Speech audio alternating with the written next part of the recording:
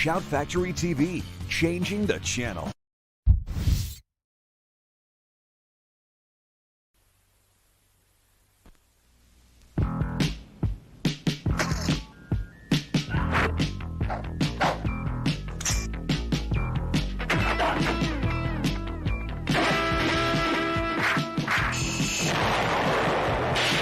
Firecracker.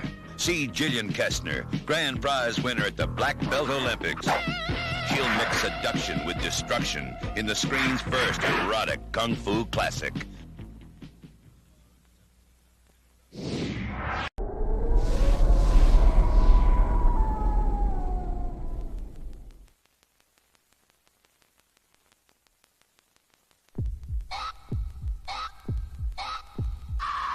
Technology of in vitro pregnancy has progressed so rapidly that today almost anything is possible.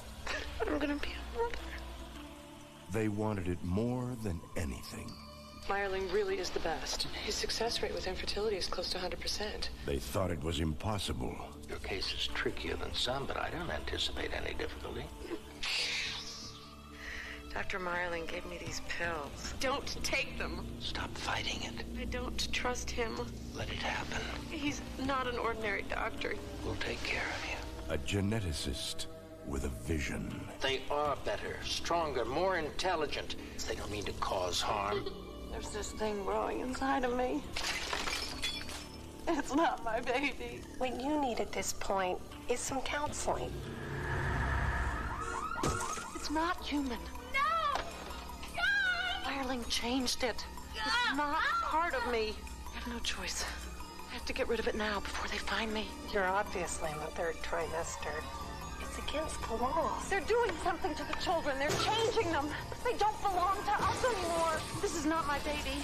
I don't know what it is, but it is not mine. They're eating us alive. The unborn. Having a baby can be a scream.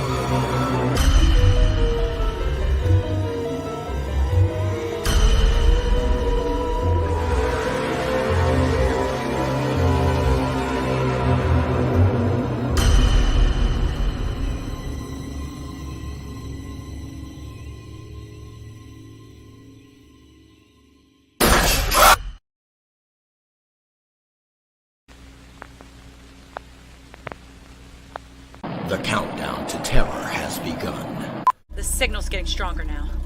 It won't be long. Come quick! The monster done ate my pappy! Do you really think this was a bear, Doc? Highly unlikely. First man on Mars. Once he was human. There's something shiny in the rock. This is really starting to sting. Now a bloodthirsty monster, killing and devouring the young. And not so innocent. Let's take a look at this, huh? I'm gonna blast the thing back to hell. Oh, shit. First man on Mars.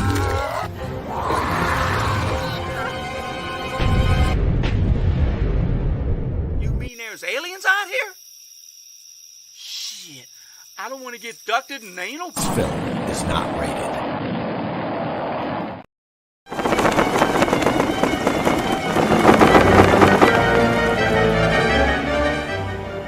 Oh, Zombo, do you think if I drank a six-pack of that brand of beer, I'd look like her? Oh, no, my dear. But if I drank a six-pack of that brand, then you'd look like her.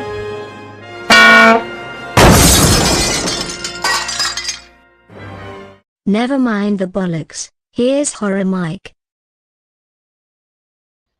Ladies and gentlemen, welcome to the show. It is the Horror Mike Show on this fine and fiendish Friday, Fright Day night.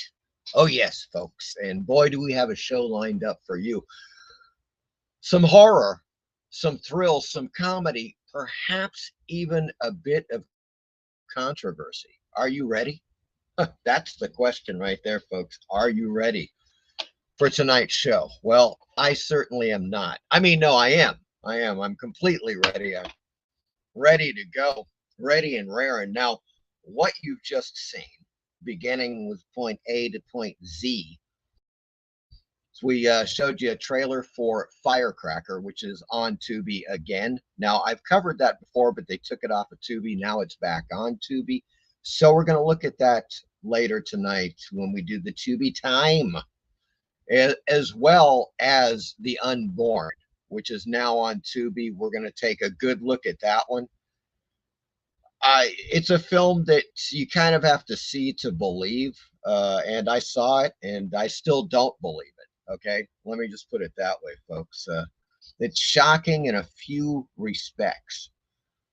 But then after that, we saw a trailer for my film, which is Horror Anthology Movie Volume 1. Now, that is currently available on Amazon to rent for a mere $1.99, folks. It is 2 hours, wall-to-wall horror anthology entertainment. No filler.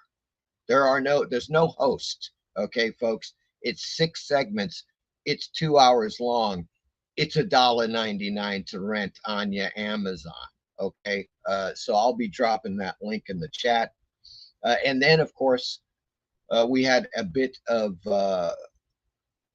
I believe that was the first trailer for First Man on Mars. Now, I am going to drop the link in the chat because I've just dropped the price on eBay to $8.45 for the signed and numbered Blu-ray, folks.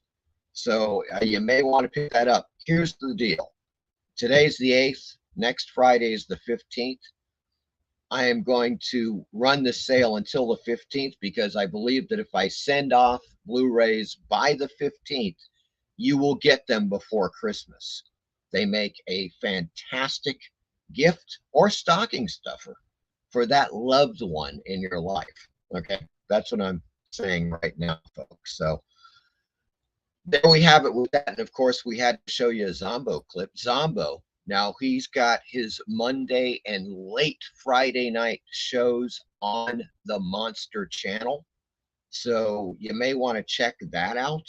Monster Channel is great. It's all horror hosts showing, B movies, otherwise known as public domain films. That's what we're talking about here, folks. Public domain. Oh, yes. And it's great. It's the Monster Channel. Zombo's on it. And you're going to want to check that out. But without further ado, folks, let's head on over to the chat and see what is going on. Okay? Let us see what the heck is going on in the chat. Good Lord. Okay. We've got a few comments, like 2 billion already. Incredible, folks. Eric Boyd is here. Hello, Eric. How you doing? Make no bones about it. It is indeed time for the Horror Mike Show. You are correct, sir. Good to see you. Joe is here. The Horror Mike Show is better than anything on TV right now, especially if your TV's turned off, folks. I think that's what he may be getting at. No. And speaking of which, First Man on Mars, Joe, thank you very much, sir, for buying the Blu-ray. Joe was the first cat. As soon as I lowered that price on eBay, it was like literally 10 minutes later, Joe picked up a copy. So thank you, Joe. I salute you, sir, and I hope you enjoy the film. It should be going out tomorrow morning to you. If not, by the latest Monday morning. So you will get it next week, definitely. So thanks again. Gary Carlisle is here. Gary, how are you doing? Before I forget, too, I've got the link right here. I just dropped the link into the chat, folks, for the eBay First Man on Mars sale. Now, it is signed and numbered by yours truly.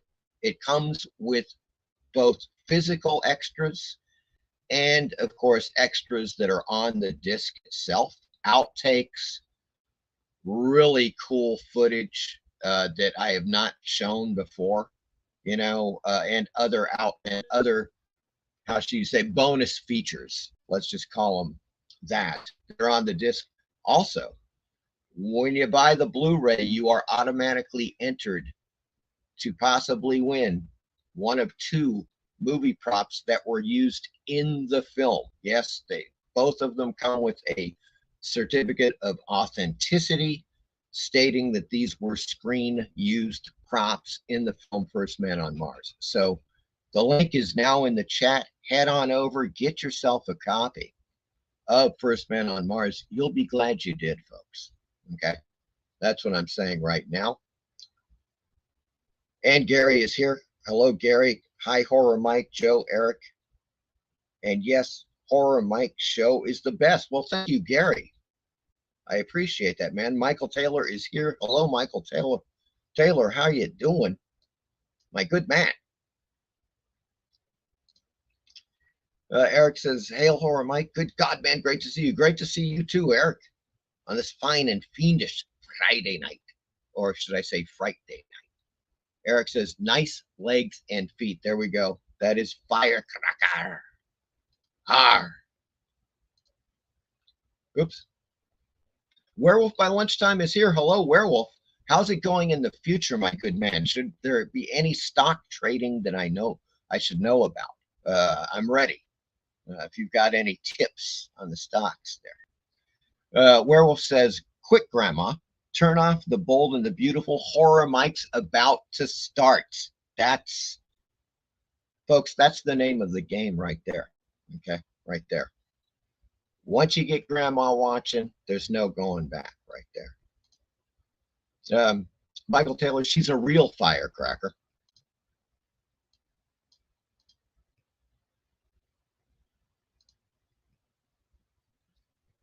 Sir Lester Griffin is on the scene. Hello, Sir Lester Griffin. How are you doing? Good to see you, man. I don't know if you've been on the show before. You've been over here, but if you have not been, I welcome you, sir, to the Horror Mike show on this fine and fiendish Fright Day night. Steve Harrison is here. Hello, Steve. How are you doing, my good man?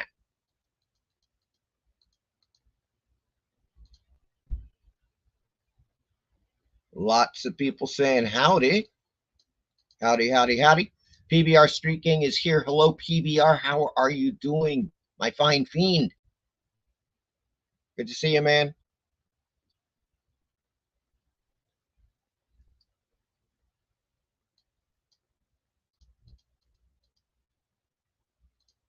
Stephanie Beaton is on the scene. Hello, Stephanie.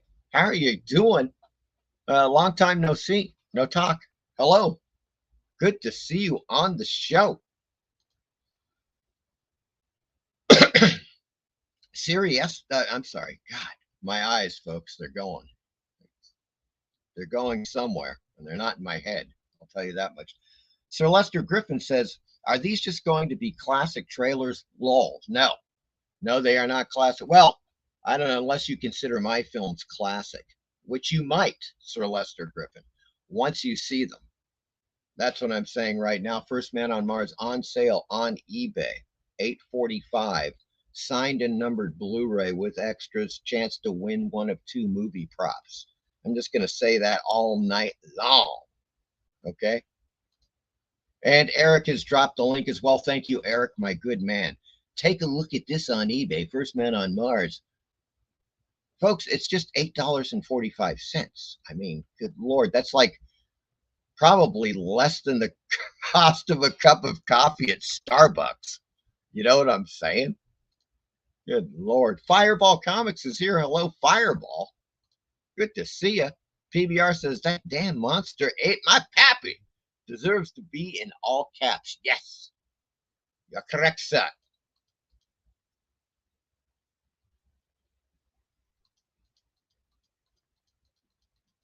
Everybody's saying hello, hello, hello. Oh, now Eric says, nothing personal, Horror Mike. The camera is a bit low res. That's weird. Here, let me do a check, folks, because it should be pretty good. It looks good here. This should be sharp as a bell or something like that. Clear as a bell. Sharp as a tack. Clear as a bell. Are you see? I mean, that should be pretty damn sharp.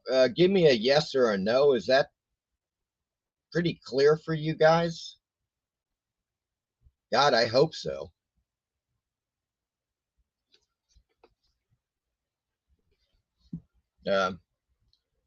Or maybe it dropped, you know, like sometimes to make up for, sometimes the internet signal drops, thusly your camera, you know, it goes to the next level lower. Maybe that's what happened. I don't know. I hope it's sharp though. Jesus Christ. Yeah, Werewolf is saying, yes, you aren't as sharp as usual. That is really weird. Hold on.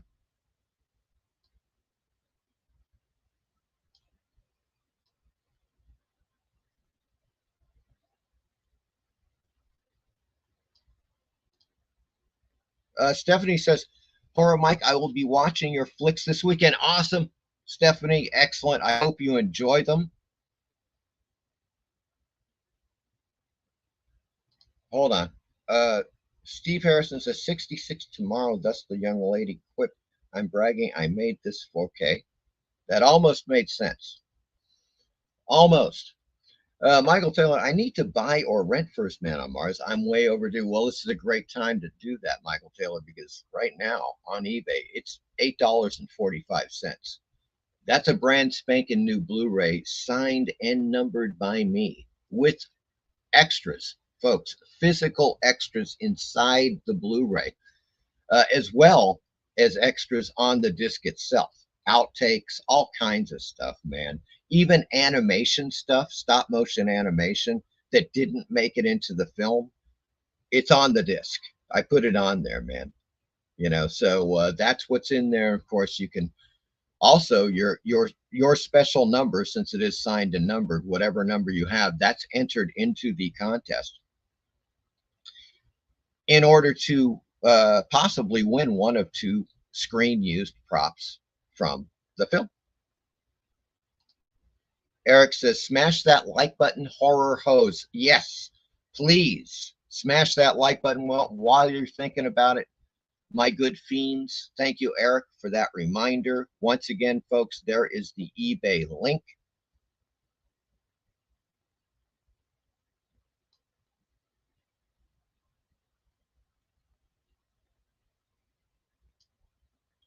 What?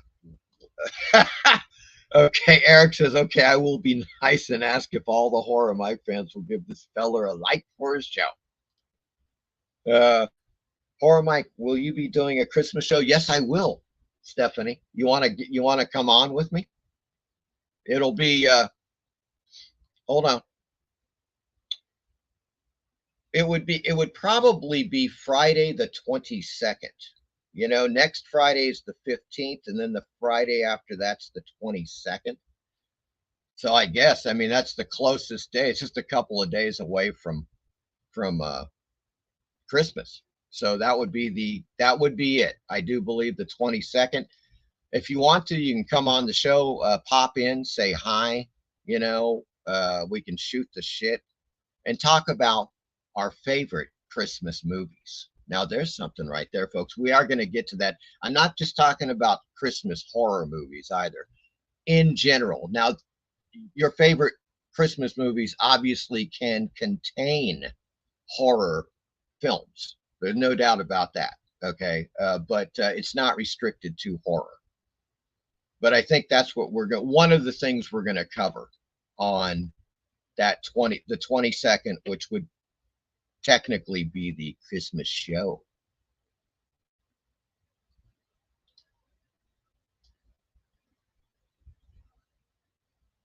Eric says likes and subscriptions are free. Stephanie says, Horror Mike, do you have your StreamYard linked up to give you tips? Yes. Well, no, I don't know. Tips. I've got it linked up to give me super chats, which is, I'm not quite sure. Is there a difference? I mean, technically, there shouldn't be a difference because it should be the exact same thing, right? I mean, if you tip somebody or you gave them a super chat, let's say you tip somebody $5 or you gave them a super chat for $5, it would be, I believe, correct me if I'm wrong, the same exact thing. But I've got the super chat thing linked up. I didn't know about a tip thing. If that's something different, please let me know. Eric says the camera resolution just improved. Well, there you go, folks. Sometimes miracles do happen. Okay, and we just witnessed that. And as corroborated by Werewolf by Lunchtime, picture is better now. Joe says, yeah, it cleared up. Okay. Man, that is so weird. I don't know what the hell. That is so strange, man. Sharp and clear. Okay. Everybody's coming in, looking good. Thank God. That is really strange. Okay. Okay, that's a resounding yes from Stephanie. Excellent. Excellent. Eric says it's all good now. Well, that's the important thing, folks. Gary says it's good now. Camera footage was not earlier. How strange. Jacob Boranowski is on the scene. Hello, Jacob. Good to see you, my good man. Michael Taylor says, I don't have a Blu-ray yet, but I'm thinking about getting one in the near future. Well, and that's the thing. It's also a good time to buy Blu-ray players. They've gone down in price yet again. I saw one at Walmart. I kid you not. I believe it was $35. And it was just a standard Blu-ray player. You know, no big deal, but functioning Blu-ray player for $35. I was like, geez Louise, man. Christmas show, looking forward to it. Stephanie says true. Okay. Die Hard, best Christmas movie ever. Yeah, that has caused controversy, Joe, and we may address that very controversy during the Christmas show. Is Die Hard actually a Christmas movie?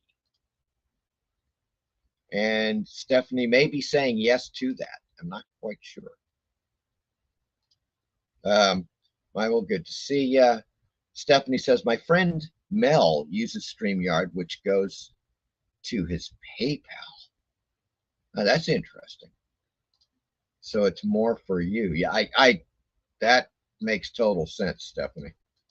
I mean, if they're not, let's put it this way, because when the super chats thing, as I understand it, YouTube, I believe, gets 30% of that. So if somebody super chatted you $10, you're getting $7. I believe that's how it goes. And that's not good. I mean, YouTube is really, they're like, well, it's kind of like highway robbery. Let's just put it that way, folks. It's kind of like highway freaking robbery. Michael Taylor says, Joe, Die Hard was good. I think Willis has dementia. I think he had dementia when he made that film. No, just kidding. He's a fine actor. Michael Taylor, oh yeah, they are dirt cheap now, indeed. Okay. Good Lord. Stephanie says, I have a DVD player that looks like a large laptop, and I have a projector as well, and we'll pop it in and see if it works.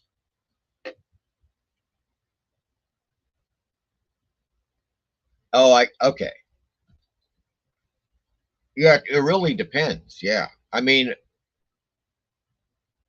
yeah, that's hard to say. That's hard to say, Stephanie. I don't know. Depends on what kind of projector it is. So one or the other will work, I assume. Michael Taylor, I'm not sure if it's a Christmas movie. He only uses StreamYards for tips. Interesting. Yes, it's bad on YT. Yes. Do you have a PayPal, and link your PayPal in the chat? I got you. Pin it. The 2007 reboot of Black Christmas was awful. Oh, okay. Are you saying, Stephanie, are you saying the only thing he does is he pins his PayPal link at the top and that's it? So people just PayPal him like during his show, and that's basically it. It's not an interface with YouTube, right? This is just a link that he posts in the chat, if I'm understanding you correctly. Joe says the 2007 reboot of Black Christmas was awful. Anyone else have the misfortune of seeing it? I did. Yes, and I totally agree. The original Black Christmas is a horror masterpiece by Bob Clark. Very few people know that Bob Clark also directed A Christmas Story with Darren McGavin. Same director, Black Christmas, A Christmas Story. That guy knew his shit. Bob Clark, man.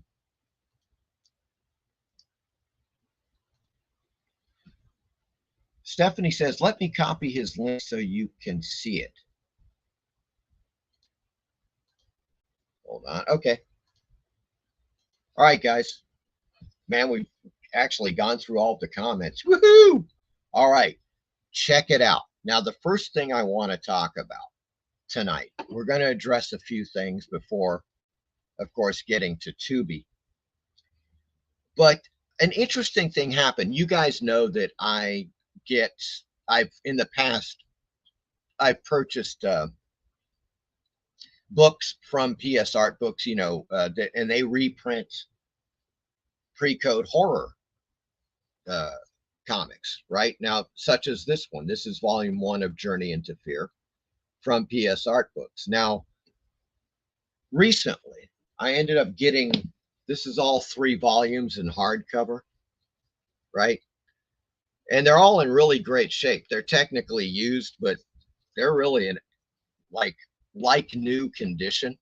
And I got them all 3 of them for $27, which is insanely cheap. Okay, because they sell the one hardcover now. I mean, PS Artbooks, you know, retails for $55 on one. Now, that doesn't mean that these go for that. Matter of fact, Bud Plant has these on sale for $26, Journey into Fear each. Still, you're going to pay $90 on Bud Plant. I just paid $27 plus $12 shipping for 3 of them. So no complaints, folks. I have no complaints. However, I do have a complaint as far as what I found on the inside. That's what we're going to get to right now. Okay. All right. Check this out. Oh, hold on. I saw something come in. I saw a few people come in. Gratu is here. Hello, Gratu. Michael Taylor, Exorcist is on Tubi. It is new. I believe that's what you meant to say. Stream Elements. Okay, I'll have to look at that, Stephanie. I did not know about that. Sorry, Horror Mike, it's Stream Elements, but he still uses StreamYards for his lives. And when you tip it, pops up and makes music and animation on the screen. But that's not on YouTube though, right? That's through Stream Elements. I'm going to look at that, Stephanie. Or does it do all that stuff on YouTube as well? That like you see animation on the screen. Shit. Screen is off again. That's weird. I don't know. Really nice deal on those books, Mike. Yes, indeed. Yeah, got them dirt cheap. Yeah, I'll tell you what's going. Yeah, after you put right. Here's what happens, Steve, and you guys. When I bring something close in to the screen and then I bring it back out suddenly, it'll cause a momentary glitch where the visual, you may see me and it may seem a little blurry for like a few seconds. Then it just snaps back. I can't control it. That's just the way it is. Sometimes they're just like a second lag, and you get that. So it is what it is. You know what I'm saying? Stephanie says it appears on your live, but it goes to his PayPal. Huh, I'll check it out, Stephanie. That's really interesting. I've not heard about that interface before. As a matter of fact, I've never even heard of Stream Elements before. Never heard of it. That sounds really intriguing. Now, Eric says you can usually pin your PayPal link at the top of your live chat. Yes. Yeah, and that's something. I get it. I totally get that. Little screen is a little blurry. Something I just can't control it. Sorry, guys. But so I'm going to do, as a matter of fact, if you don't mind, I'm going to see what okay, yeah, that's it. That's precisely it, Michael Taylor. It'll do that when I show you guys something up close, it's going to discombobulate the camera. Possibly because of my internet connection. I don't know. I'm not quite sure. I'm getting ready to switch. I'm getting ready to drop this computer and use my editing computer, which has like 10 times the RAM. It's a monster computer. So I don't have to deal with any of this shit anymore. It's, just like little annoying things. This computer I've had that I'm using right now, I've had for 11 years, folks. I've had this freaking laptop. I have taken it everywhere. I've even taken this damn thing to South America and traveled around South America with this laptop, and it's still alive. It's a freaking miracle.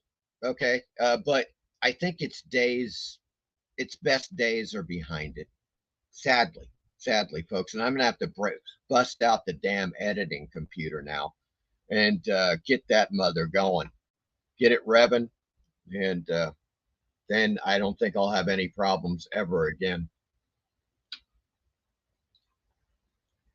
So, all right.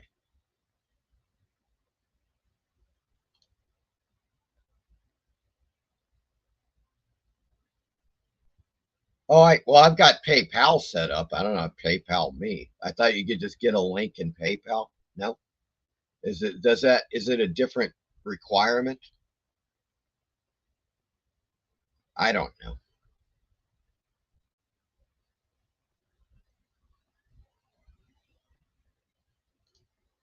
Taking about 3 minutes. Sounds like a better way to go. Yeah, I don't know. In any case, folks, so here's what happened. So as I said, I got these volumes of Journey into Fear, okay, from not from PS Artbooks. They are PS Artbooks, right? But I got them off of eBay for a steal, really cheap. So of course, I'm looking at them and checking them out and stuff. And on the other PS Artbooks I have, including the Harvey Horror series, Weird Mysteries, Ghostly Weird Stories, and Eerie, for example, I have no complaints. Those volumes were put out years ago. I bought those. I was buying those like 2016, 2017. These are newer. Okay. That's a hint for you right there. These are newer. I'm going to tell you how new they are.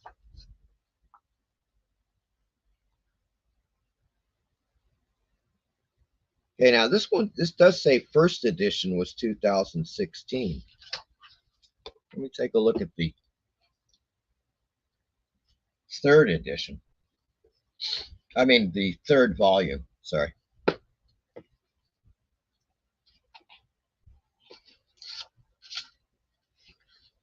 Nope, this is also 2016. So there's no difference on the times, folks. All of these came out about the same time.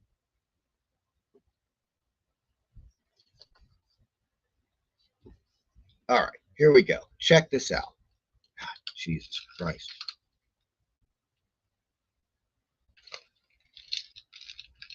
All right. So, this is quite good. Check that out. Nice little double page spread there. It's Robert Webb, of course.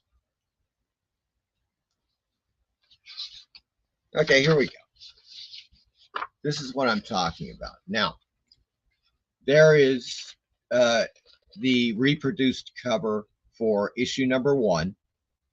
And I'm going to go real close in. Now, you can clearly read that it says Superior Comic, right? In the little circle, Journey into Fear. It's pretty sharp. It looks really good, right? I would say that's a good cover reproduction.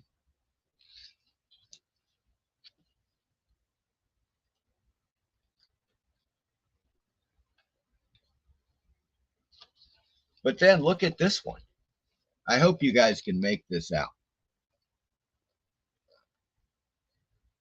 There we go. That cover is crap. That reproduction is just garbage. You can tell if you look at the Superior Comic logo, it is totally fuzzy. You can see artifacts all over the cover. I know it's, you can only see so much there, folks. Trust me, you can see it. I can see the shades of blue, and you can see the artifacts. That is a crap reprint of a cover, okay? And that's not the only one. Unfortunately, let me show you something. I don't know what the hell these people were thinking. And they did some of these things. Hold on.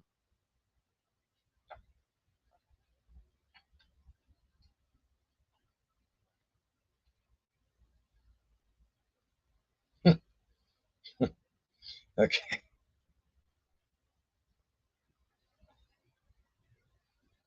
Yeah, that's all right. That's all right. And maybe this issue.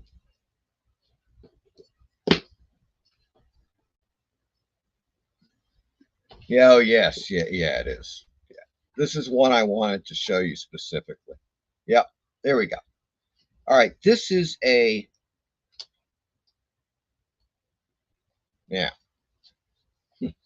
it's otherwise a great story. This is in PS Artbooks. It's a reprint of a story called Evil Intruder. It's a horror story, but it's also pretty funny, as you can see. Kind of a funny, devilish kind of character, right? So take a look at that.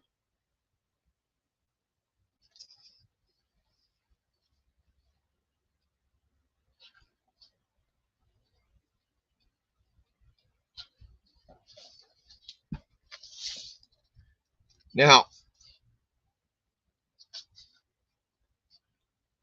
once again, you guys may not be able to tell, but it's kind of muddy. It's not really a very good reprint whatsoever, and I'm going to show you the difference. Remember, this is PS Artbooks. Check it out. Okay. Here is 4-Color Fear. The story is also reprinted in this fantastic book. I cannot recommend this book highly enough for anybody interested in pre-code horror comics. This is the book you want, okay? Check this out. You just saw that. It's the same story.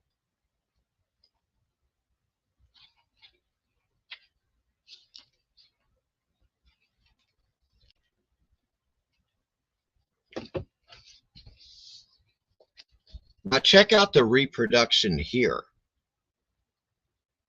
It is like night and day, folks. It is so much better in this book. It's just, there's not even a comparison, okay? What I'm trying to tell you is that PS Artbooks dropped the freaking ball on at least on these Journey into Fear reprints. I mean, check that splash page out. That is as clean as a whistle right there. Okay, it looks freaking awesome. I'm gonna hold that up, take a good look.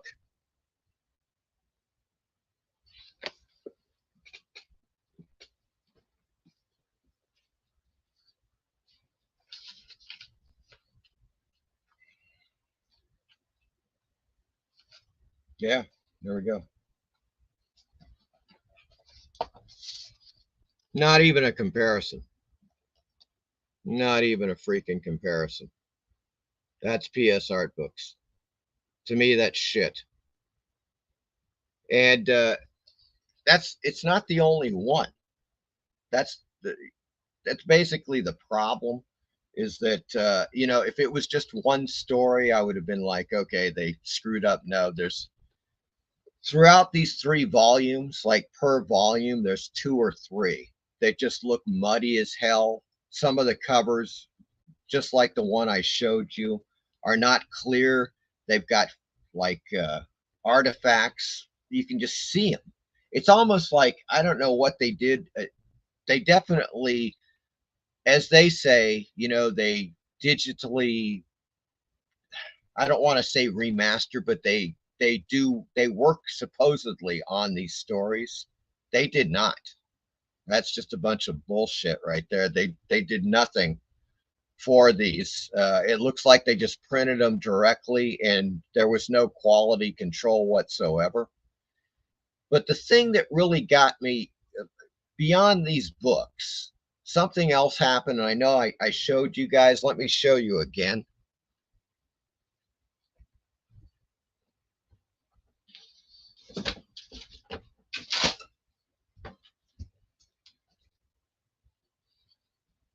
Okay, this is that Chilling Tales matted print that I got along with the facsimile comic book, and it looks really good. They did a great job as far as the reproduction, you know, for this large print.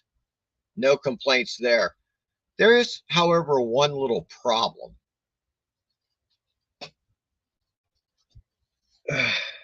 You see on the bottom, it says Chilling Tales number 15, Star Publications. It is not Star Publications, it's Youthful Magazines.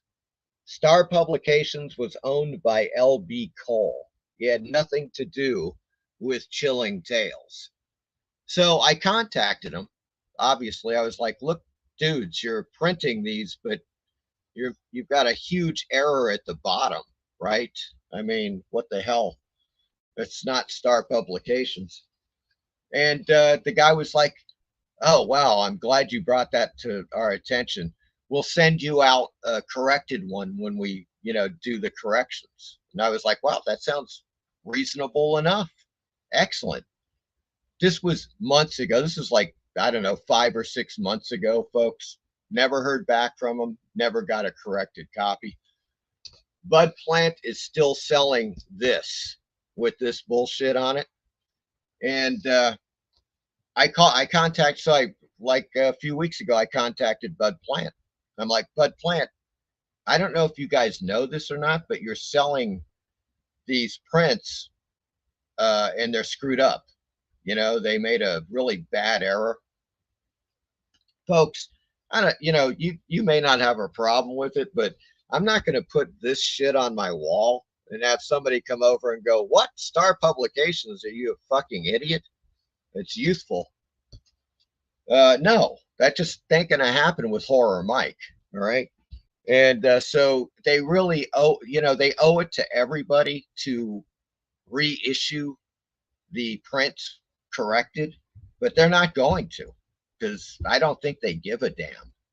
That's what I'm saying right now, folks. So as far as I'm concerned, you know, I've said this before. I was always said that PS Artbooks and YOE Books from IDW were kind of neck and neck with pre-code horror reprints. I think that YOE Books is better. I think YOE Books is the best game in town. Let me show you something. This, for example, is from YOE Books. This is the Complete Voodoo Volume 1. Now, check out that cover. It's beautiful, obviously. Great graphic design on these. I think they're absolutely fantastic. All of the reprints in here are flawless. Yeah, they do these really cool inside cover pieces.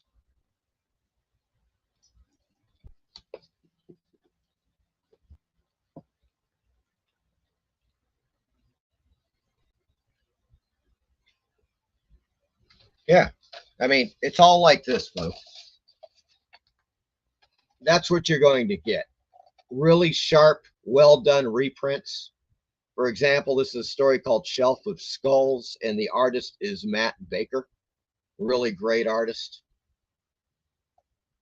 In the pre-code era, of course, Iger Shop did a ton of work for Iger Shop. A lot of the stuff for Voodoo is Iger Shop. And YOE Books and IDW did a fantastic job with the reproductions, just like they do with the Haunted Horror series, right? I have no complaints whatsoever. So I guess what I'm saying to you is that if you're looking for pre-code horror reprints, go to YOE Books. Remember YOE Books, YOE Books. That's Craig YOE, IDW. I would recommend them over PS Artbooks now. That's what I'm saying. And that pretty much concludes that. All right. I just wanted to get that out of the way because it's been bugging me. Let me go back up.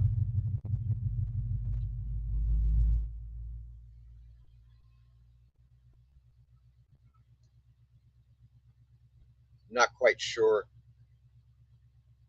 where I'm at. Stephanie says you just create it so it's a quick click. Okay, I got you. Michael Taylor, my PS Artbooks do a really good job on reprinting the original art. As well, I just showed you, Michael Taylor. Were you just watching? they obviously screwed up on the Journey into Fear books. So, you know, I can't say they do for all the books. That's what I'm saying. However, YOE Books, yes, I haven't yet to see any crap reproductions from YOE Books. Steve Harrison, the skull on the cover is fuzzy. It's what infected your laptop. Okay, you answered my question. Facsimile on Batman 5. Looked rushed and no quality control. That's exactly it.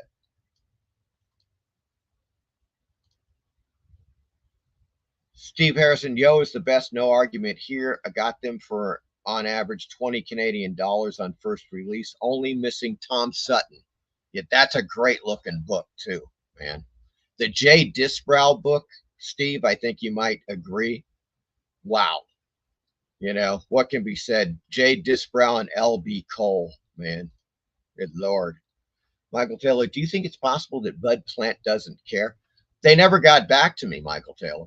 I emailed them. I said, look, you guys are selling this and it's erroneous. I mean, it's just like, what can you say? It's like, okay, I could be perceived as being nitpicky. I don't think so. I mean, you don't, I don't know. It's something that if I ran a company, I would quickly correct that problem and just reprint them. It's not rocket science. You know what I'm saying? Eric says, Matt Baker, great, good girl artist. Absolutely. Steve, I think Bud just has so much it gets by him. Yeah, I would say so, but they never even bothered to respond to my email. Maybe they were just like, oh, screw it. We don't have time. You know, but that just means one thing, folks. I'm not buying PS Artbook stuff anymore.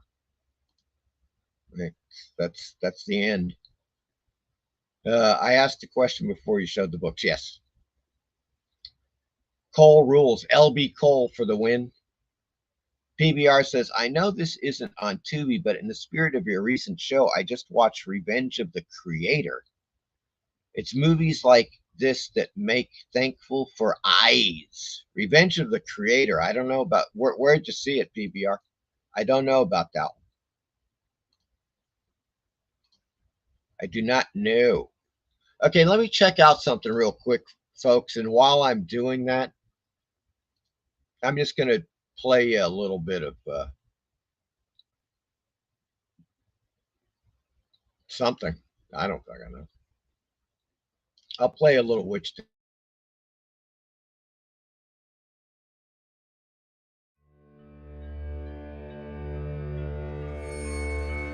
This Halloween, the pretty girl next door wants to invite you in for a treat or a trick. Witch Tales.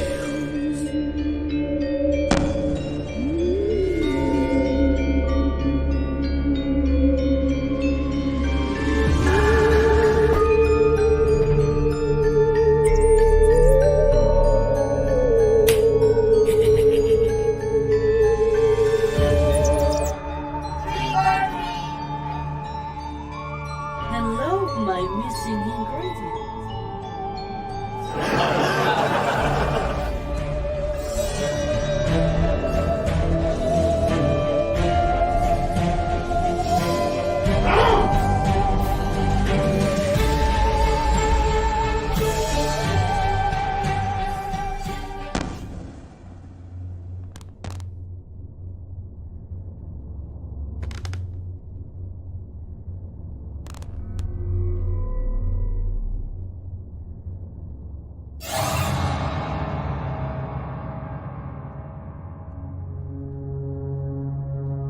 Witch Tales. See it with someone who doesn't bite. Much.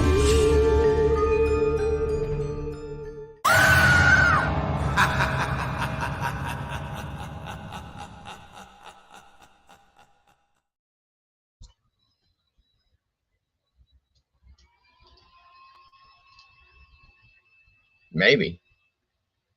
Here, let me show you this, folks. Is this what you guys are talking about? Stephanie and you other guys that were talking. Is this the PayPal? Is that correct?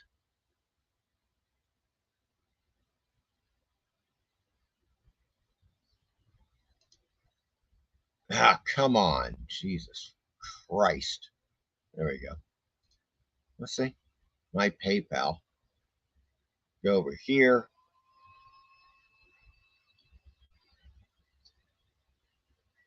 Jesus Christ. Come on, man. This is fucking ridiculous. No, pay and get paid. Okay.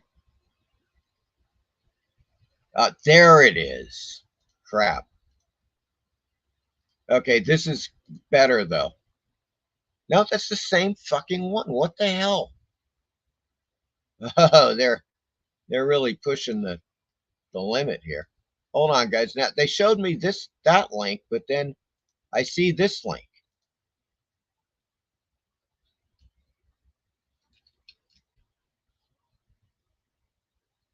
Let me see something.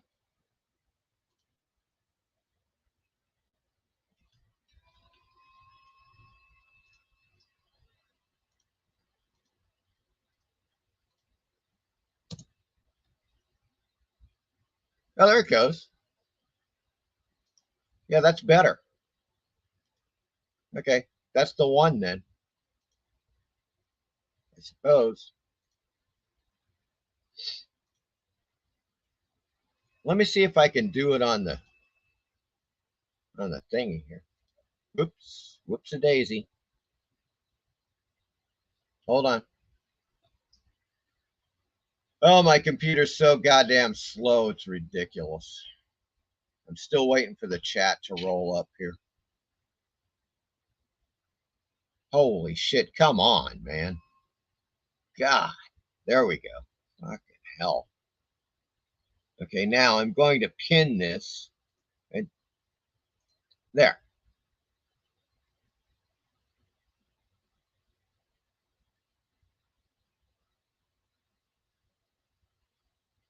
So I just pinned it. I'm hoping that's correct. I think so.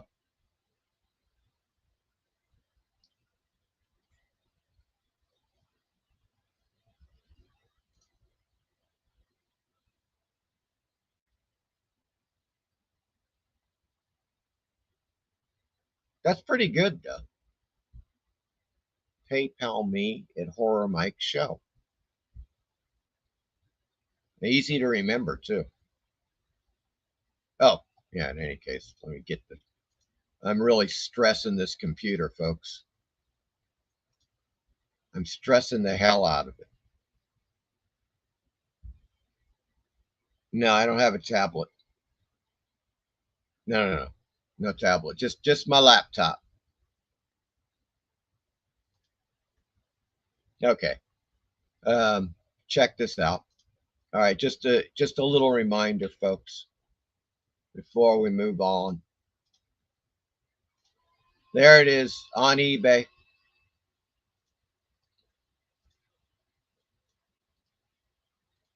I don't know why it's giving me such grief.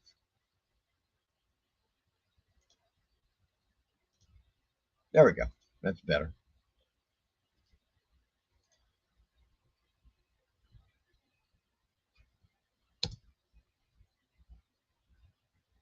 There we go.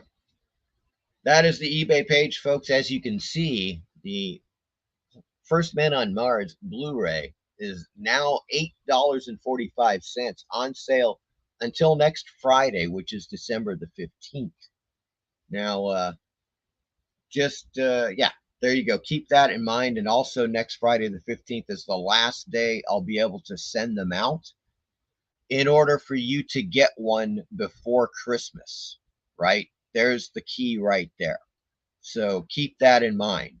It's literally, that's why I set this up today. So I've got this 1 week sale going on until next Friday, you know, but as long as supplies last as well, you know, that is another thing is to keep in mind, because some of the extras are not going to last. Let me show you what I'm talking about.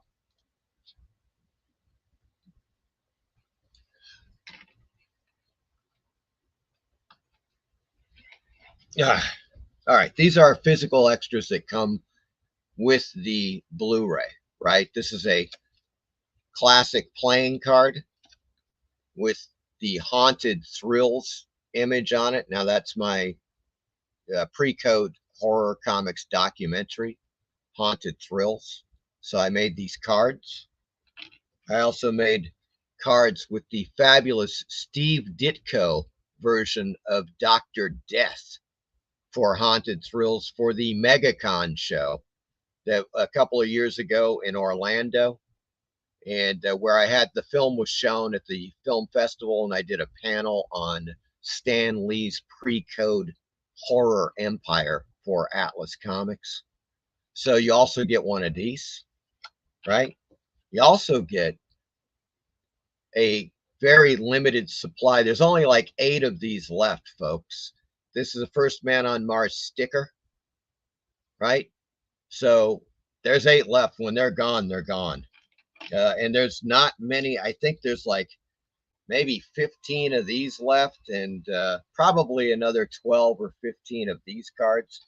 These all come in the Blu-ray, you know, as well as the extras that are on the disc itself. And of course, you're also automatically entered to win one of 2 screen used props from the film First Man on Mars. So there you go. Let's see. Michael Taylor says, Mike, that was a very weird story you told last week about a real life killer in The Exorcist. Yes. Yeah, that was strange, right? Wasn't a guy, I think it was Alan Bateman. Wasn't that the guy? Bateman. Very strange indeed. Eric says, don't worry about it, Horror Mike. Worry about what? I missed that one, Eric. I don't know. Not quite sure what you're saying there. There's the link, once again, to the Blu-ray, folks. Steve Harrison says, Don McGowan on land for his final appearance as Gillman, played by Riku Browning. Oh, the creature walks among us. Okay. Michael Taylor, that would make a very cool, complete deck of cards. Yes, indeed. Steve says, Haunted Thrills was a great doc, Mike. Thank you, Steve. I appreciate that, and I may quote you on that. Matter of fact, I'm going to do there's two things going on with that, folks. I will be doing one last little ad for Haunted Thrills. So anybody who's seen it and you got anything good to say about it, I'm collecting quotes now for that. And what was the other one? Oh yeah, First Man on Mars. If you've seen it, you got some quotes. I got some great quotes from you guys last week. I'm cutting a new trailer for 2024, and those quotes are going to be on the trailer, so if you got something good to say about it, let me know. Stephanie says, that's pretty cool. Bateman was the name in American Psycho 2. Yeah, I think the guy's name was Alan Bateson, I believe. If I'm not mistaken. I may be incorrect on that. Eric says, you now have... Whoa, Eric! Holy Toledo, Eric just purchased, apparently. Let me verify that. Good Lord, Eric. Let me take a look here.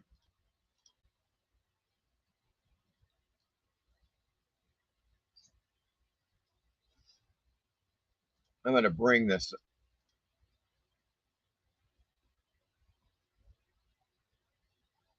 Okay, I got the welcome to PayPal me.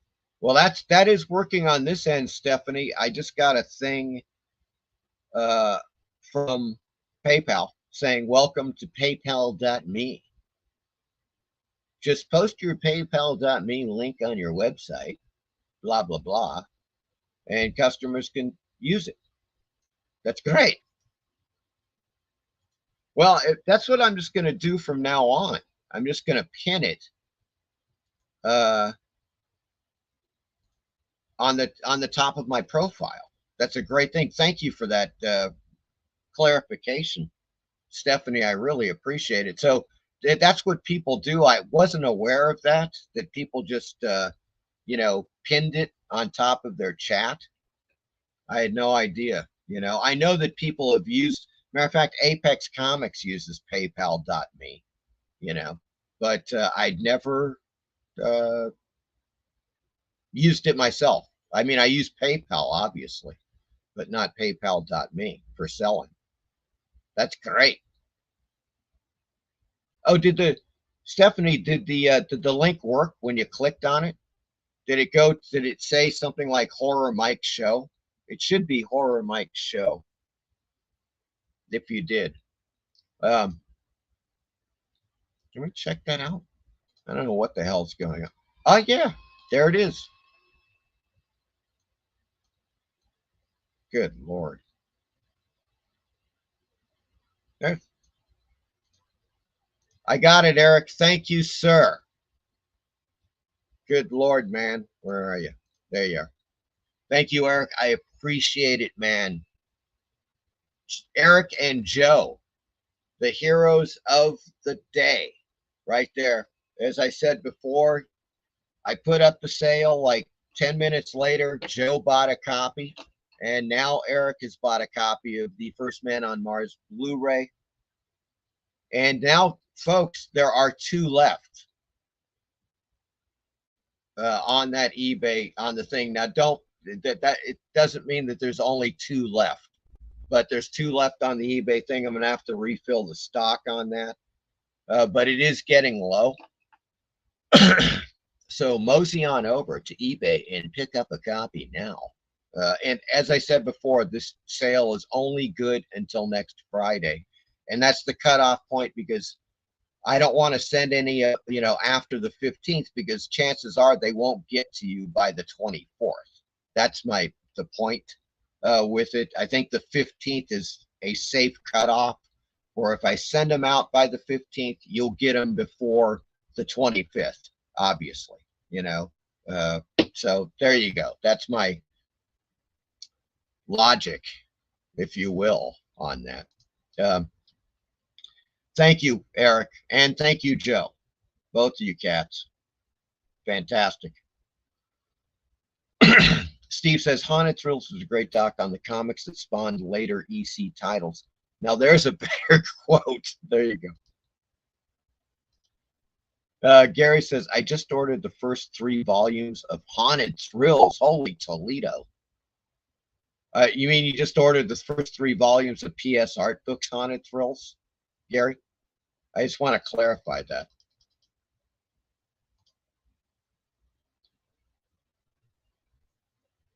Eric, this will make a great gift for my brother and sister-in-law. There you go.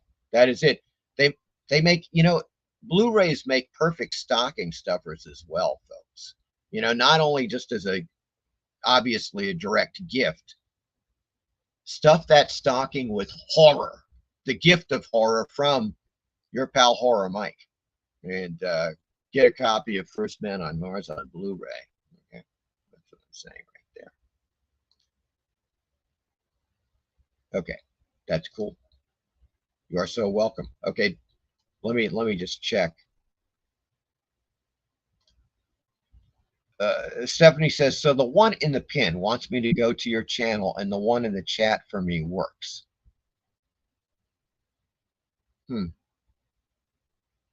That is odd. I don't know what to say. So you think I should use the other one then, huh?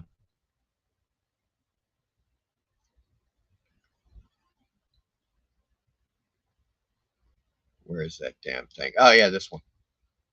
The long one. That one actually works. Let me get back there. God, this thing is just so.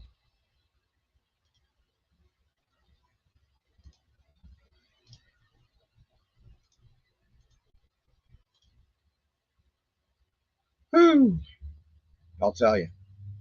No, that's weird.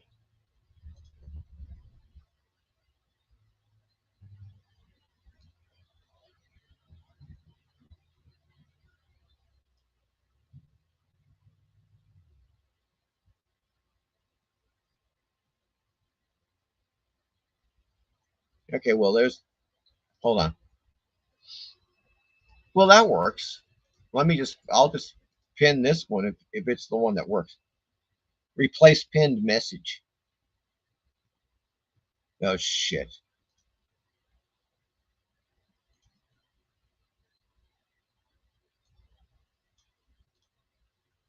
Oh, come on, man.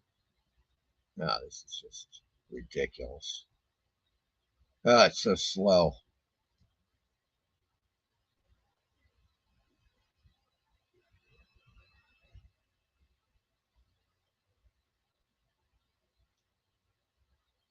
I'm just going to use this one. It works. There. All right. It did go there, though. That's strange. Yeah, it worked for me, Stephanie. The other one worked fine.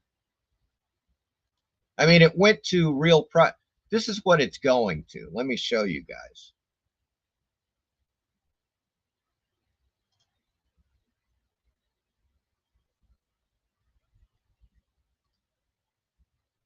I mean, it seemed, God, Jesus Christ.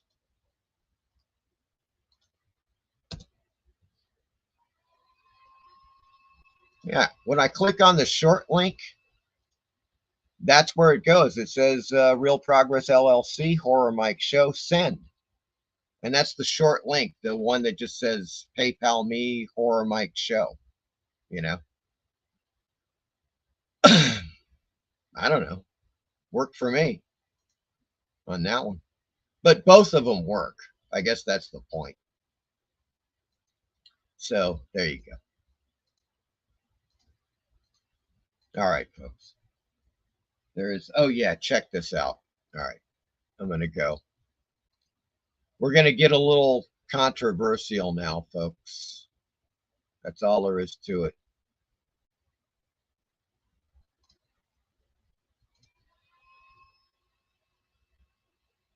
The Comic Book Palace. Some of you may have read about this, or you may have seen the videos. I don't think this is going to play for me, but now they just make idiotic characters most of the time. They finally got somebody good, and then they stop using them. I don't know why. Change of the guard, maybe, or change. You know. Well, then again, there's probably different change of writers where people don't. The writers nowadays, they don't care about the characters of what the character is anymore. Most of these new writers don't have the love of comics like these older writers had, and all they care about is, how can I put myself in the book? No, we don't care what you would do if you were Iron Man. We don't care who you are. You're writing Tony Stark. You're not writing yourself in a book. If that's the case, write your own comic with you in it. No one will read it because nobody cares. People grew up, are growing up loving Peter Parker, loving Miles Morales, loving all these Captain America. We don't need you to put your input in it. Just write Steve Rogers. Don't write Steve Rogers. What would Steve Rogers be if I was Steve Rogers? That's not how it works. But that's again how most of these new people write nowadays. That's why most of the stuff is shit. Because we don't care what you would do, because we don't care about your life whatsoever. Just write a book, get paid for what you do, get paid for what you're supposed to be doing, and make it a good story. We don't care. We don't need your opinion.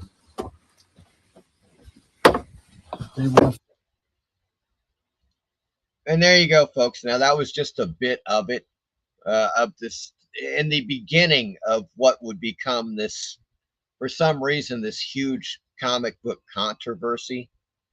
This guy who runs the Comic Book Palace, I believe in Boston, somewhere up there, Northeast, just went off on a rant on his video talking about how he thinks that modern comics suck because the writers suck, and that they don't care about the characters as much as writing their own personal bullshit into the comic books, which makes them crap and uninteresting and not nothing like the characters that were originally created for said comic books, such as the X-Men or Fantastic Four or Batman, etc. You know, it's a valid argument. It's totally valid. As a matter of fact, the thing is that 2 billion people have said that already. So I don't understand why this sudden wellspring of controversy over what the guy said. It's been said. I've seen people say the same damn thing. I've said it on Twitter. I bet half of the people in the chat have said the same damn thing about comic books. It's nothing new. So what happened is that he got jumped on by a bunch of SJW whack jobs, and they started giving him a lot of shit. So here comes Mark Miller, right? Let me get, there we go. So here's what happened. Oh, oops a daisy. Don't want to do that.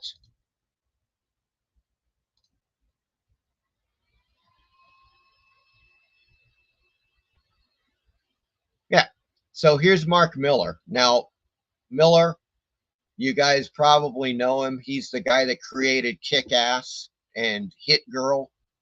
Huge comics made into a movie or a couple of movies. And so here was his, on X. He was talking about the video and then what happened to this guy, Glenn O'Leary, for talking about what he thought about modern comics. And it says, I was so appalled at the way a comic retailer was being harassed and bullied by a digital mob this week just for saying comic books are going in the wrong direction. So I had to talk to him. Here's my interview with Glenn O'Leary from this comic book shop, right? So Mark Miller posted this. He got a ton of comments and so forth.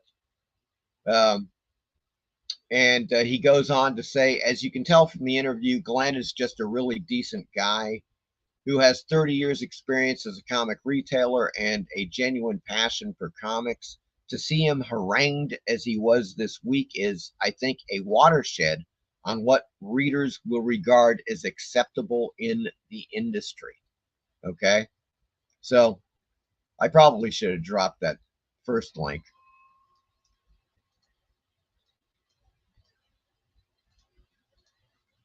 Here's the original video that I showed you.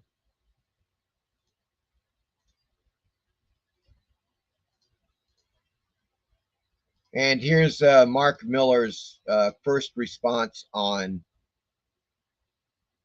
X, Twitter, whatever the hell you want to call it.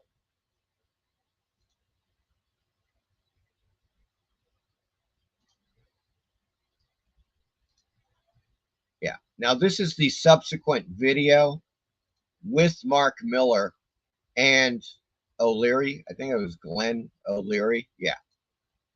On Mark Miller's channel. I'm posting that in. I'm not going to play this, but it's a lengthy interview with Glenn O'Leary, the comic book shop owner. And then, of course, inevitably, a lot of other people chimed in. As you can see here, Chuck Dixon, longtime guy's been writing comics forever. And so apparently what happened is because Mark Miller came to this comic shop owner's defense, they attacked Mark Miller, right? And Chuck Dixon posted, they're trying to cancel Mark Miller. And a lot of people responded. Nerdrotic was in there. The cancel pigs are taking L's, and that's a good thing. Yes, quite good. They apparently are getting pimp slapped back to reality because nobody's going to cancel Mark Miller, and it's a losing scenario. But this has been going on for the last several days. I am sure some of you guys have seen this, as it has played out. Just an interesting bit of comic book biz controversy that is developed. Let me take a look here.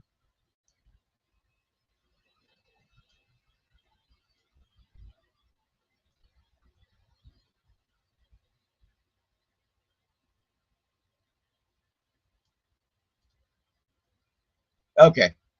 Yeah, so I've got that pinned. That's the one that's currently pinned, Stephanie. And I just use that for the time being and then figure that other link out later. It is weird because the other link worked for me as well. Yeah, Eric is one of the great linkers on YouTube. I think because there's no HTTP, that may be correct. Gary says, I ordered them from Dark Horse. Okay. Interesting. I wonder if they're PS Artbooks. Eric says, I try to help when and where I can, Michael Taylor. Try adding it. Well, it's working now, Stephanie, so I'm just going to keep it like that for the duration of the show. Steve, that's a crazy night. That probably is good. You need, yes. Eric says, I'm about to pin a message here in a minute. It won't be Merry Christmas.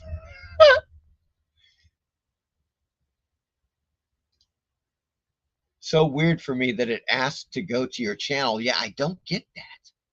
That is so freaking weird.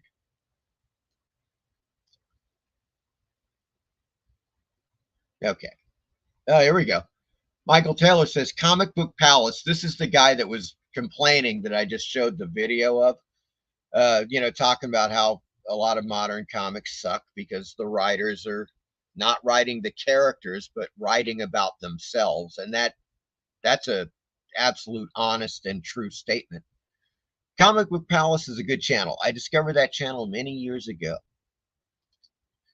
Steve also says Comic Book Palace guy is right, and movies changing stuff up sucks too. You're absolutely correct. Invent new characters for crying out loud. Yeah, just do your own freaking characters. Stop screwing around with the already established characters. It's just retarded.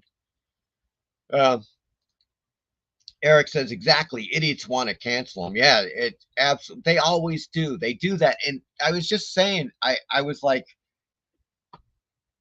the guy's saying stuff that 2 billion people have already said. I mean, it's, we've been saying this for years now. It's like the writing sucks because these people don't write the characters. They just automatically go, hey, we need to change them and make them more diverse or some bullshit. And no. Eric says they have agendas, plain and simple. Yeah, that's it. And it's another thing too, Eric, is that you have to wonder if they even ever read anything about the characters they're supposed to be writing about. You know what I'm saying? I doubt it. Steve says they kill characters to reinvent garbage. Yes, exactly. As Jacob says, agreed. Gary Carlisle says. Michael Taylor, I'm glad that a comic shop owner is not afraid to say it. Yeah, you may that may be the point there, Michael Taylor. It may be that not a lot of comic shop owners have said this. Obviously, a lot of people, including us, have been saying this for a while, but maybe comic shop owners are too reluctant to say it because they might lose customers. I don't know. It's possible. Steve says it's return of the seduction of the innocent, but in a woke fashion that's very dangerous for real this time. Eric says that's a very good observation. Well said, Steve Harrison. There are the links if you want to check out this controversy a little more, folks. Steve says O'Leary loves comics and knows his stuff. It's said with a lot of heart and knowledge. Glenn is beloved by some of his customers, says Michael Taylor. Steve says they, in this case, are obviously not a big enough group to keep many titles going and are sadly why people are walking away from comics. Yep. Steve says he is, and he's trusted by them too. There you go. But it just looks like it's fruitless. The whole thing was just kind of, they were looking to cancel the guy. They were looking probably to close his shop down. They were looking to cancel Mark Miller, for Christ's sake. Nothing doing. It's not going to happen. They're barking up the wrong tree. I think people are sick of the shit. We've gone through this for a few years with these idiots that demand shit and they think that they basically can get anything they want. No more. It ain't happening. As a matter of fact, one thing that made me in particular, this is just so great, folks. I wasn't going to bring this up, but I'm going to bring it up, okay? I gotta bring it up because it's the best.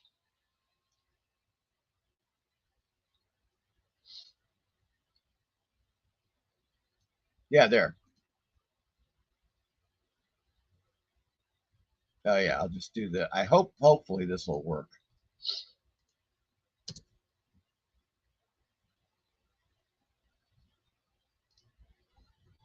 There we go.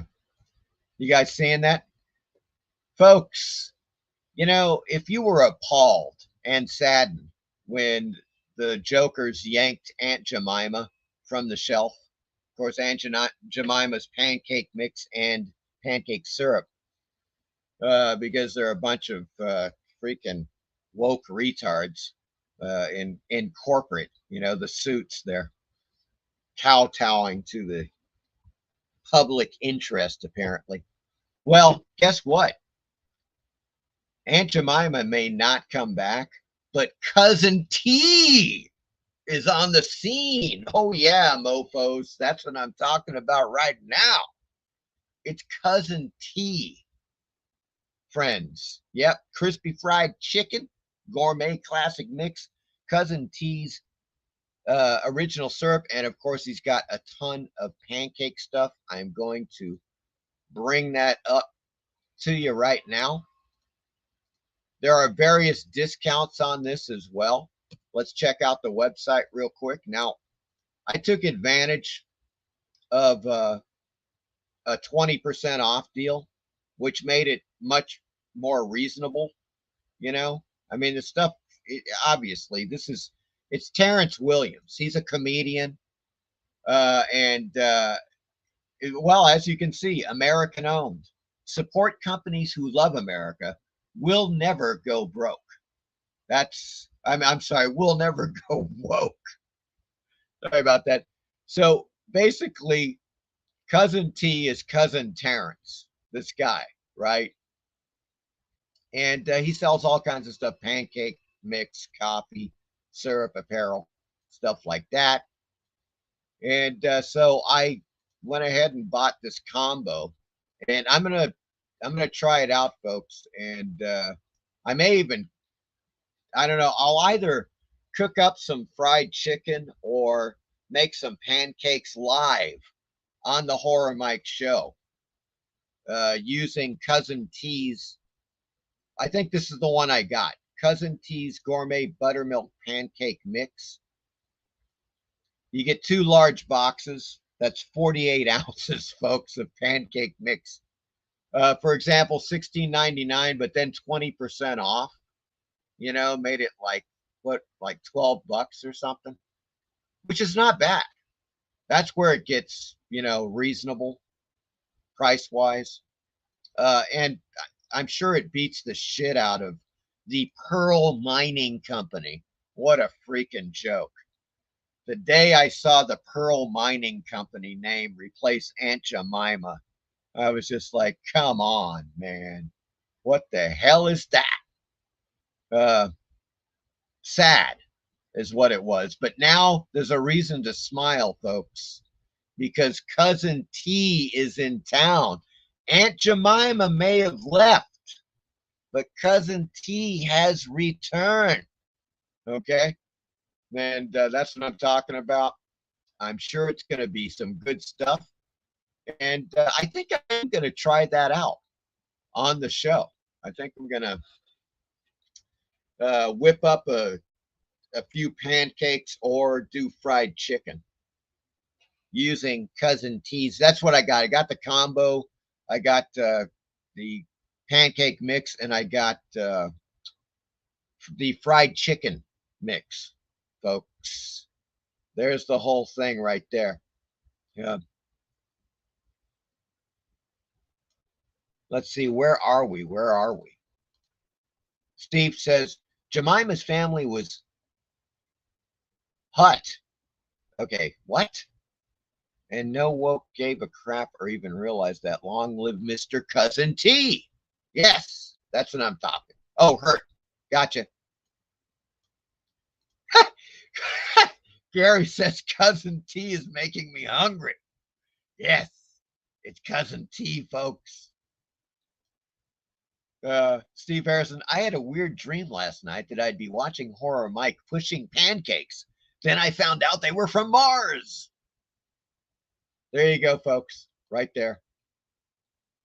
Eric says, I once knew a stripper who went by the stage name Flapjacks. Holy Toledo. And there you go, folks. It's Cousin T's. I just wanted to bring it up because I will be getting a box of the buttermilk pancake mix and a box of the fried chicken mix. So I'm gonna make it on the damn show. I'm gonna take the camera, I'm gonna put it into the kitchen, and then you can chat with Horror Mike while he's whipping up some fried chicken. How does that sound? Does that sound pretty good? Flapjacks, what was flapping? Indeed. Oh my God. That is classic. He says, my cousin lost an eye to one of her pasties, Eric. Michael Taylor says, that Aunt Jemima logo was a big part of my childhood. Yes. Yeah, totally, man. Are you kidding? I was just like, that was like, if of all of those things that were taken, you know, like they changed the Land O'Lakes. God, these people are just so retarded. It's hard to believe, man. It's like, what? You know, Land O'Lakes, there was an Indian woman on the cover and she looked great. It's just like the Washington Redskins. And as a matter of fact, the tribes from Washington are like, why the hell did you change the name? We're not offended by the Washington Redskins. As a matter of fact, they have a petition. Actual, Indian tribes have got a petition going to change the name back to the Washington Redskins. There was never anything but respect. Are you kidding? For the Redskins, everybody loved them, just like Aunt Jemima, just like Land O'Lakes, you name it, and they just unbelievable. I have a feeling that perhaps we'll see what the hell happens, but after a while, all the stuff's going to change back anyways. We'll see.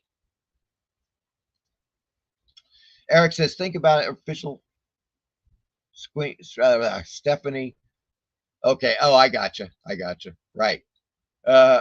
Stephanie says, Cooking with Horror Mike. Yes, that may be a show, Stephanie.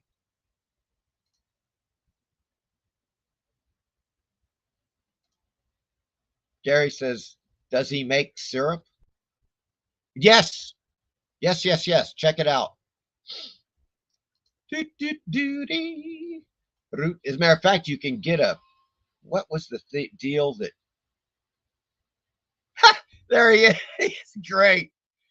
I mean, it's just like he's completely triggering all of these freaking, woke jerk offs. It's just so great. I mean, I love it. I just dig the shit out of the whole thing, and it's something, folks, that, what can be said? It's good to, here we go. Here's the syrup department. You got Cousin T's pure maple syrup, and you've got Cousin T's original pancake syrup. I got the combo, which came with one of these original pancake syrups. That's fine. Otherwise, it's $6.99 for, okay, yeah, sure. Normally, you go to the store, you pay $3, $4 for the same size container of whatever the hell, log cabin or whatever the hell it is. That is true. But of course, if you, if you find I don't know where the hell that thing is. I think if you sign up, you go to the website, folks, Cousin T's.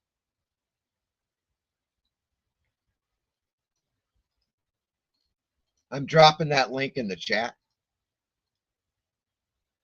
And then it asks you if you want to sign up, and then it gives you 15% off. I believe that's the deal. So if you take 15% off of $7, there you go. You know what I'm saying? It's down to like, I don't know, it takes almost $1 off of it.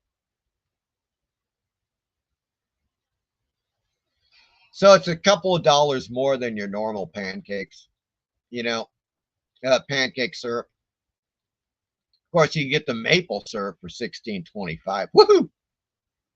That's a little pricey.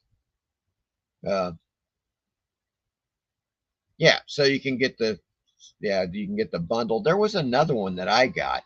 Yeah, this was the one I got, folks. It's $14.99. It came with the box of the pancake mix and the original syrup. And then the fried chicken mix was like $8, I think.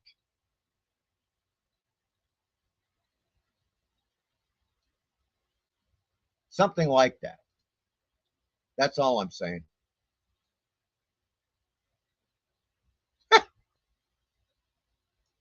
So there you go. There you go, folks. I dropped the link in there. I'm just really glad to support Terrence. I think he's he's funny as hell. He is really hilarious. And it's great to see him. It's such a great idea. You don't have Aunt Jemima, but you got Cousin T on the scene. I'm digging the shit out of it. Personally, that is fantastic. It's music to my ears, folks. Music to my ears.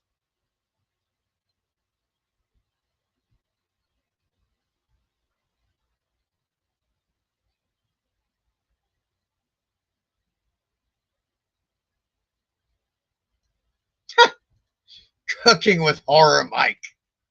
Oh my God. Steve says, where did the Jemima family's residuals go after the change? God, you got me on that one. They probably got totally screwed. Michael Taylor, Mike, you're going to make horrible food, lol. Yes. You totally should. Okay. I don't know. Got that.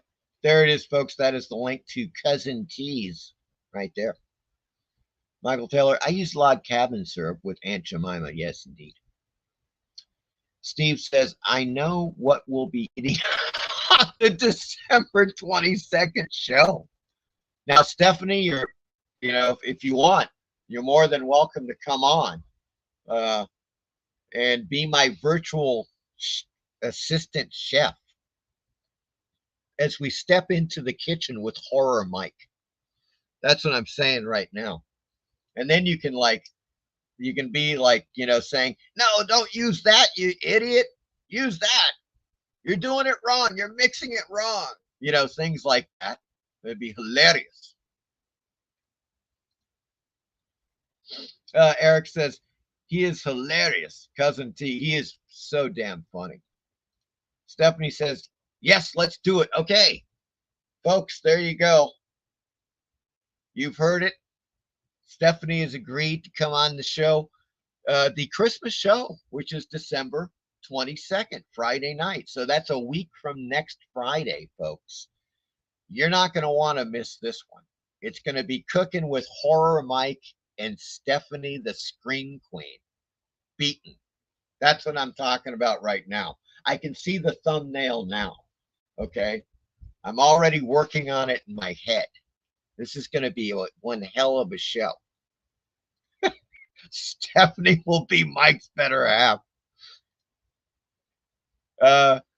2 weeks. Yes, 2 weeks. Yep. That is it. Steve says, better wear a nice elf suit, Stephanie. And Stephanie says, I will bring Krampus. That's what I'm talking about now.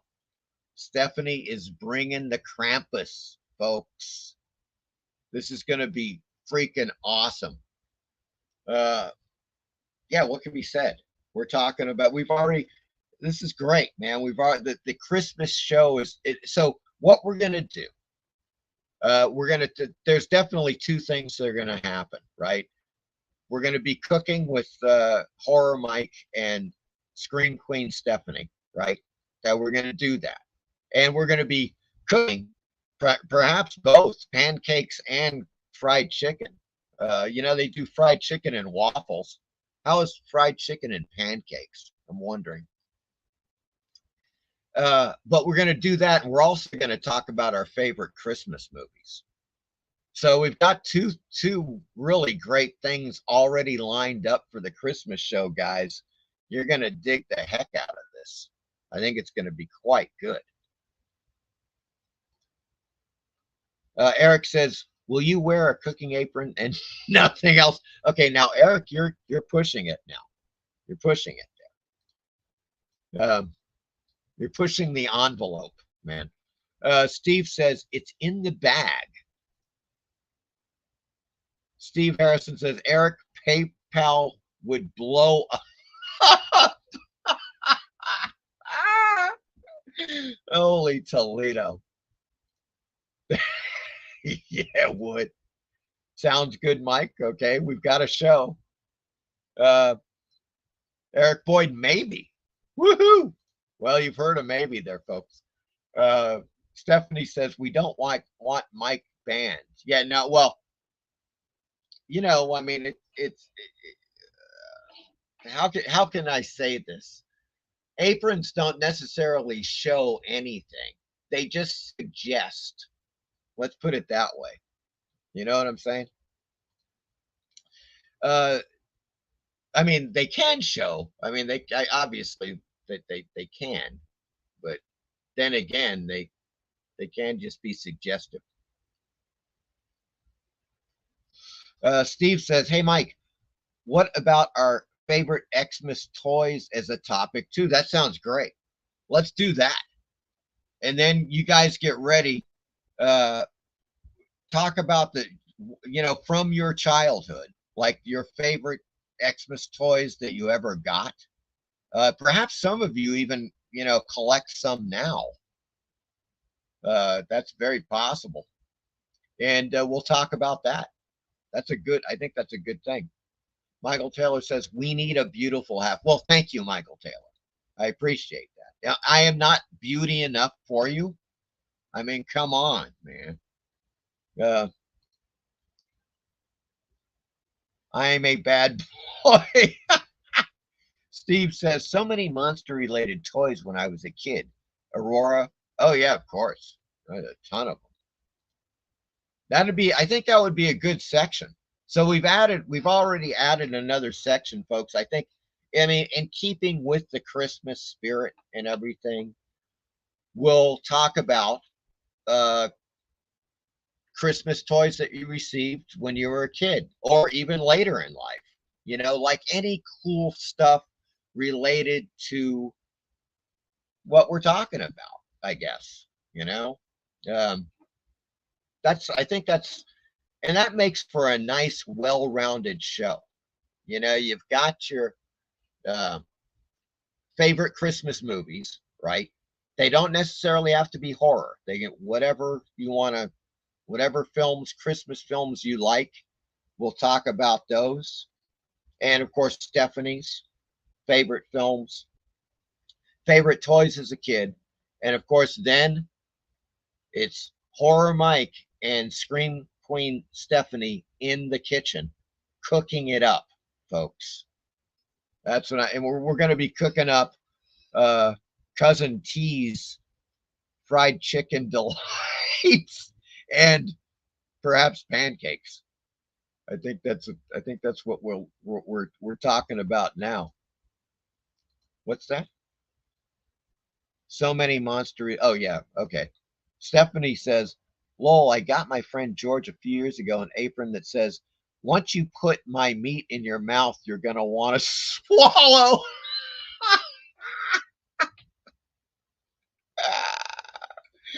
Oh, that is classic. That is classic, Stephanie.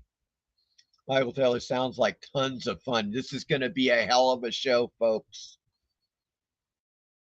I mean, look, we had a great, are you kidding? Not only was it but by viewer wise, volume wise, the biggest live show that I've had was the show with Stephanie. So get ready for a similar type of thing. It's going to be a hell of a show. I think we're going to have a great time. She was an awesome guest, and I think all of you guys, totally dug the hell out of it. And I do believe that, and you should have. By this time, you should be bloody well subscribed to Stephanie's channel and or channels. You know what I'm talking about? She's got two. She's got the movie channel and the more occult oriented channel. There's two channels she's got.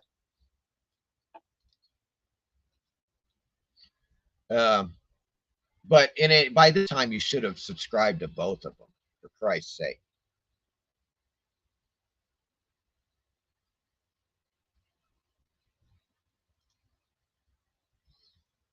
V-Love. And Stephanie says, lol. Eric says, you can get someone a great Christmas gift this year by buying the First Man on Mars Blu-ray on eBay. And folks, it's on sale. It's $8.45. That is signed and numbered by yours truly. It contains extras. As well as extras on the disc itself, and you're entered automatically to win one of 2 movie props from the film. Okay, with your special number. So that's what Eric has got on. We've got on the screen here. Head on over to eBay. Use that link. Buy the movie. You're gonna dig the hell out of it. I think you're gonna have a lot of fun. It is, you know, what can I say? It's my tribute to 1960s and 70s sci-fi horror films, of course, with a comedic element to it. It's a satire. Stephanie says, "Oh, thank you. Yo, you're very welcome. Thank you, Stephanie, for coming on this show. Absolutely fantastic. And I look forward, 2 weeks. It's going to be like, I think it's going to be a Christmas show unlike any other. Let's just put it that way. I don't think anybody will. This could be one for the books, folks. That's what I'm trying to say." Steve says, "I think Steph in a Santa's helper suit would do just fine." Eric says, "Very nice." PBR says, "It's going to be great." Yes, it is going to be great. Great, folks. Well, folks, guess what? It is time. You've been waiting. I think everybody's been waiting, for that particular moment in the Horror Mike Show that we like to call Tubi time. Folks, we're going to be going over to Tubi now and seeing what the heck is in the lineup. What have they added? What do they got? Well, they've got a few things. There we go. You got that? Yep. All right. There we go. PBR, Tubi. It's Tubi Dooby Doo time. Yes, indeed, you guys. Ah, yeah, boy. You got it. Now, I got to say here, right off the bat, folks, this very listing of movies may generate controversy within the chat. That's all I'm going to say right now. It is what it is. But let us proceed, shall we? Now, I have not seen King Arthur, Legend of the Sword from 2017. It looks really interesting. If those films are made well, I generally really like them. So I'm looking forward to this, to watching it. Drive Time has a big announcement, an even easier. Holy shit.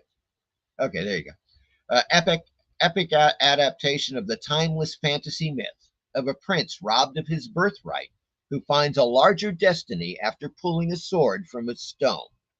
This is directed by Guy Ritchie. Yes, the guy that married Madonna. But I don't know. Charlie Hunnam is in it, and Jude Law. Eric Bana is also in it. It could be really good, so it's on my list. I plan on watching it soon. Tremors, I have seen. This is Shrieker Island. Now, the one thing about these films, folks, Hillsdale College is Hillsdale, yeah. Tremors, Shrieker Island. This is 2020. The one thing about these films, as long as Michael Gross is in it, as his character, it's good. It's definitely, they're all worth watching. That's all I can tell you, because he's freaking great, man. You know it. I know it. Michael Gross, just fantastic. I think he's in all of these Tremors films, if I'm not mistaken. I believe there have been 6 of these movies made, and of course, yeah, his character is Burt Gummer. That's the guy, he's the survivalist, and he knows how to kick Tremor ass and all that stuff. the graboids and the shriekers and the whatever the fuck. Yeah. So in any case, this is 2020, and I believe this may be the 6th installment. When a group of hunters genetically modify graboid eggs, they face an all-out war against the larger, intelligent graboids and the shriekers. It's an hour and 42 minutes of entertainment, folks. That's it. Because Michael Gross is in it. Okay, that I can't really say anything else. It is a good time. I plan on rewatching it. Okay, there's no doubt about it. I'll probably watch this again, probably for the 3rd time. I think Black Hawk Down. Not a horror film, but it is kind of horrifying. October 1993 mission to capture top militia lieutenants in war-torn Mogadishu leaves the elite task force ranger under attack by enemy combatants. Ridley Scott directed. You got a ton of freaking people in it. Josh Hartnett, Ewan McGregor, Tom Sizemore, Eric Bana, Sam Shepard, William Fichtner. It's really great. It's high octane action and suspense. There's no doubt about it. Highly recommended. If you haven't seen it, check it out. Almost 2.5 hours long, but it zips by. It's a hell of a movie. Ridley Scott in top form for Black Hawk Down. Now this one threw me for a loop. They kind of screwed up.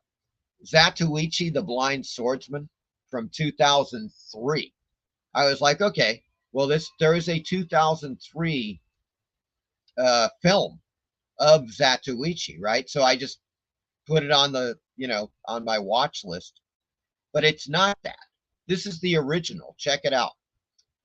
Okay, a nomadic blind masseur wanders into a war-torn town where he slashes through scores of its villagers' tormentors before taking on the crime boss. And this is the original show. This is 1 season. There are, God, holy shit, man. There's 26 episodes.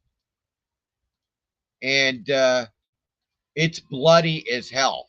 Okay. This is like he's the blind swordsman.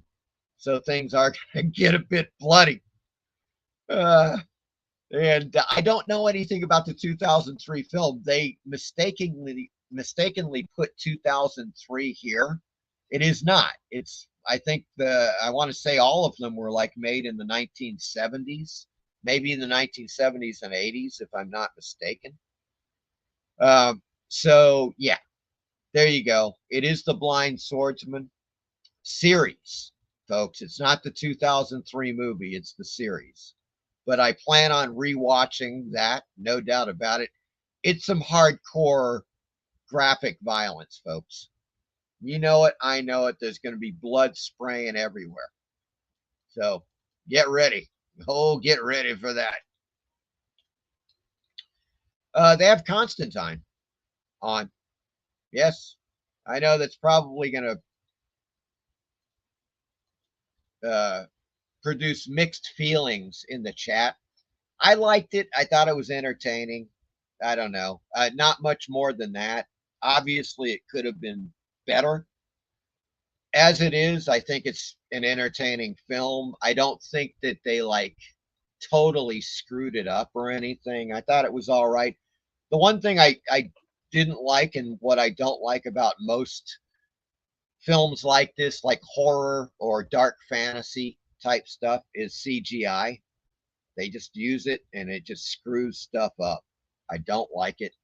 I wish they would use more practical effects, but it is what it is. It's Constantine. I'll probably watch it yet again on TUBI. I just watched this one, Conan the Barbarian. They brought it back, folks. Of course, the 1982 Arnold Schwarzenegger classic. Well, maybe I shouldn't go as far to say classic, but it's on. Look, it's good. I like it. I mean, people that have read Robert E. Howard Conan, you know what I'm saying. It's not quite like that, but it's good. It's entertaining. I think I like Conan the Destroyer more than Conan the Barbarian. You know, but they don't have Conan the Destroyer on yet. I think they're going to bring it back on, though, folks, which would be really great. I'd like to see that one again. But for the time being, Conan the Barbarian, you know, so that's a plus in my book. What's a minus in my book, unfortunately, is that they've got all the freaking Batman, Tim Burton Batman movies. Sorry, folks, but this shit just doesn't cut it. Look, a couple of things about the Tim Burton Batman films. They suck. I'm just going to put it out there. No, look. Okay, for example, let's take Batman 1989, the first film, with Michael Keaton, Jack Nicholson, Kim Basinger, you know, et al. Jack Palance, who should have had a larger role in the first place. God, you know. In any case, it's entertaining. You know, you watch the movie and it's like, okay, it's entertaining, but then there's these scenes where you just want to reach in and you want to strangle Tim Burton and go, what the hell are you freaking thinking about, man? Like when Jack Nicholson as the Joker is dancing around to this crap fucking music. I mean, it's just horrible. It's just like, I'm just like, what the hell is this shit? It's cringy. It's so bad, folks. So based upon that, and then you've got Batman 2, People Nothing, with the Penguin, which was a little better, I guess. I like the Penguin character. I mean, you know, Danny DeVito. Once again, there's just some goofy stuff in it that is so cringy that you're like, God. You know, my opinion is this. The Frank Miller adapted films by Christopher Nolan, you know, are far superior. They're just better. They're like Batman the kind of Batman that I like. Very, very, very little comedy. And if there is comedy, it's the Joker, and it's really dark comedy. And that's what Horror Mike likes, folks. You guys may have a completely different opinion, but I like some Tim Burton films. I like, one of my favorite Tim Burton films is definitely Sleepy Hollow. I love that film. I really, really love that film. I like Mars Attacks. I thought that was hilarious in Jack Nicholson. He's in there. It's hilarious.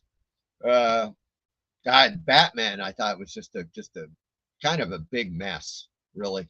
Just didn't quite groove with Michael Keaton as the character either. Michael Keaton's a good actor. I just never connected with him being Batman. So I don't know. You know, there are 3 Batman films. There's Batman Returns and Batman Forever on Tubi now, folks. If you want to, you can even have a Batman marathon if you wanted to.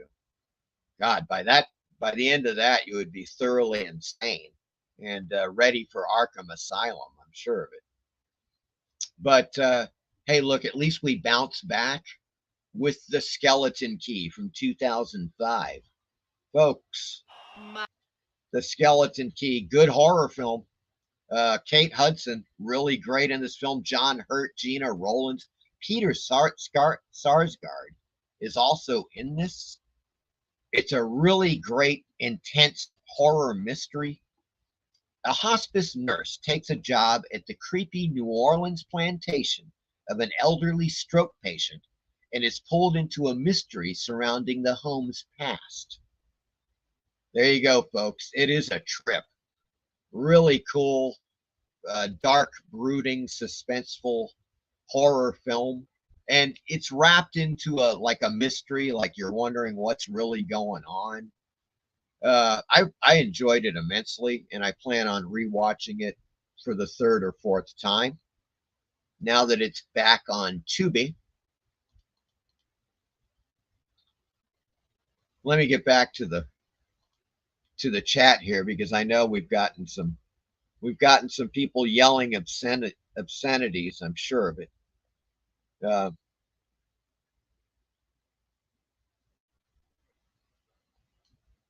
Where did I leave off? I'm sorry, guys. Jesus. I don't know. Well, okay. Stephanie says, is Humongous on TUBI? That's a good question. What is that? That sounds familiar. Humongous. Good question. Not sure. Steve says, this is a controversial show. King Arthur is done tongue-in-cheek but good. Modern. Jamie Kennedy is in Tremors Shrieker Island. I liked it. There you go. Eric says, I enjoyed a lot of Guy Ritchie's films. I haven't seen King Arthur, though. Yeah, I haven't. I'm definitely going to give it a try, though, because, you know, it could be highly entertaining. Sizemore, Black Hawk Down, of course. Conan on the scene. Jacob, really enjoyed that Constantine movie. Yeah, I enjoyed it. I thought it was thoroughly entertaining. Yep. Rest in paradise, Tom Sizemore. Indeed. God, he was so good. Such a good actor. And a variety of films. Eric says, I've been waiting for a Conan the King movie myself. It was hinted, but I don't know if it will ever happen. Yes, I remember that as well, Eric. Hard to say. That is hard to say, folks. Oh, by the way, now that we're talking about Conan, I will be doing a bit of a show and tell next week, next Friday, on the latest Conan the Barbarian comics from Titan. I have gotten the brand new one. The one is currently out, which is issue number 5. Okay, and you may want to check it out. It's well, it should be interesting to say the least. Let's put it that way. Some people may not like it, but in any case, Jacob says Conan is badass. Eric says, how dare you? Eric says, the only problem I had with Burton's Batman was Keaton. He was just too skinny. Yeah. Michael Taylor, Jack Nicholson stole the show. Steph, no Humongous on Prime or Tubi in my search, but I'm in Canada. Eric, I do like the first 2 Nolan Batman movies, but what happened to the third one? Good question. I don't know. Damn, I remember watching that several times when I was a kid. Okay. Was that, do you mean the Batman, Stephanie? I don't know. I'm lost here. Jacob says, Sleepy Hollow was a staple horror movie for me at Halloween. Yeah, I love Sleepy Hollow. Such a good film. Top-notch Tim Burton filmmaking right there, folks. Along with, of course, Ed Wood. And as I was saying, Mars Attacks. All of those films are highly, highly entertaining. I heard they're making a new Beetlejuice movie. Come on, just reboot the old one. Fuck. I mean, just re-release the old one. Don't reboot it. Just re-release the old one. Everybody loves the old one. It's a timeless classic. Steve says Skeleton Key was very good. Yes, it is a very good flick, folks. You'll dig it. If you like a good horror mystery, watch The Skeleton Key. Steve says, curious if my American friends have Plex. Yep, we got Plex. Eric says, it was great being here this evening. Everyone take care and have a great weekend. You too, Eric. Thank you, sir, for being here. Thanks for picking up a copy of First Man on Mars. I hope you dig the hell out of it, my good man. And have a great rest of the weekend. Gary says, I'm leaving until next time. Great show, Horror Mike. Thank you, Gary. Gary, we will see you soon, my friend, next week, hopefully next Friday. Steve says, Sizemore was great in Relic. I was just going to bring that up, Steve. God, Stephanie, have you seen Relic? That is Tom Sizemore, just fantastic. All around, Relic is one of those films that doesn't get noticed like it should, because it's in every manner. It's just such a great film, you know? I mean, Linda Hunt in there, she's fantastic. The acting is great, but Sizemore is excellent. It's just all around a great film. Great creature, you know, the whole mythology of surrounding the creature. Absolutely fantastic. Eric says, yes, please check out my channel and subscribe it if you would not mind. Head on over to Eric's channel, folks, on YouTube. That is Eric N. Boyd Art. Okay? Head on over, give him a like and a subscribe. You're going to dig it. Douglas Sanguinetti is here. Hello, Douglas. How are you doing? Humongous, I watched and loved it. Yeah, I'm not familiar with that film. Not ringing a bell at all. Humongous, huh? Winona Ryder's red dress, I love.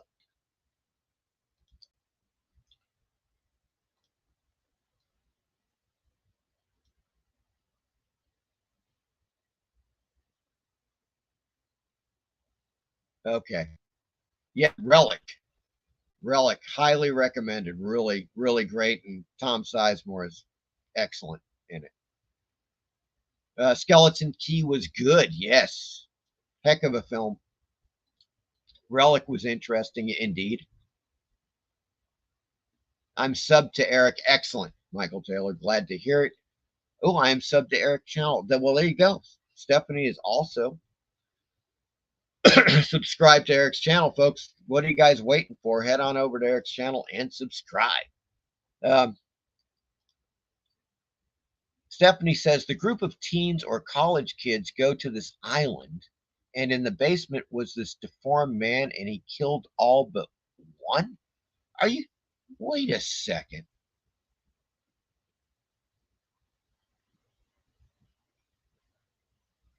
God, that does. Okay, it's known as something else, too. Humongous has got another name.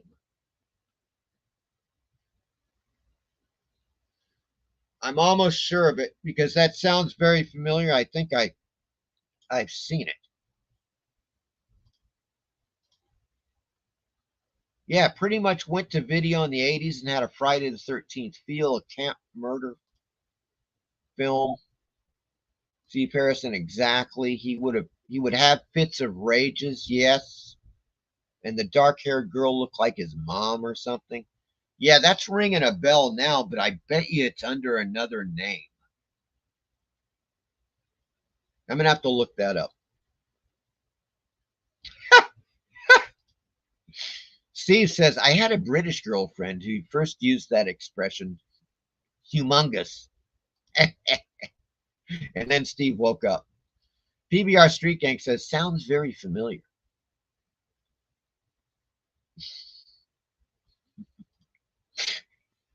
Stephanie says, let me goofle it. Well, they should change their name to Goofle. I would love it. Google should become Goofle. It's just highly appropriate. Okay, let's put it that way. I'm just going to call it Goofle from now on, Stephanie. Douglas says, I've seen Humongous, probably have a copy. There's the IMDb, folks, if you're interested.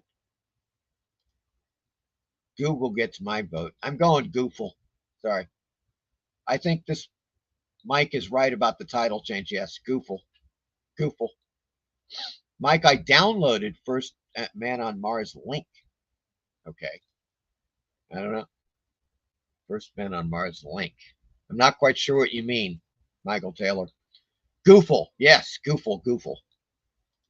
The trailer is there on IMDb, folks. Go there. Check out Humongous. All right. Folks, let's get back to it. Now, as you can see on the screen, there's a mixed bag here. What can I say? She is from 1984, and the one thing that connects She to Conan the Barbarian is Sandal Bergman. Sandal Bergman is in She. When two handsome strangers thrust a warrior queen into a perilous adventure, she and her new companions must bravely cross an unforgiving landscape. Sandal Bergman. There you go. Right there, folks. It's on Tubi. It's back on Tubi. I put it on the list because I'll probably end up watching it. This one is hilarious. I found it really funny. Rat Race from 2001. The Chase Inc. It's one of those things where you got a ton of people in it. Rowan Atkinson, John Cleese, Cuba Gooding Jr., Whoopi Goldberg, Seth Green, John Lovitz, Amy Smart. Directed by Jerry Zucker. The Zucker Abrams contingent. You know what I'm saying? Your airplane guys. An all-star comedy cast brings laughs when a casino tycoon gives 6 contestants the chance to win $2 million in a race from Las Vegas to New Mexico. There you go, Rat Race.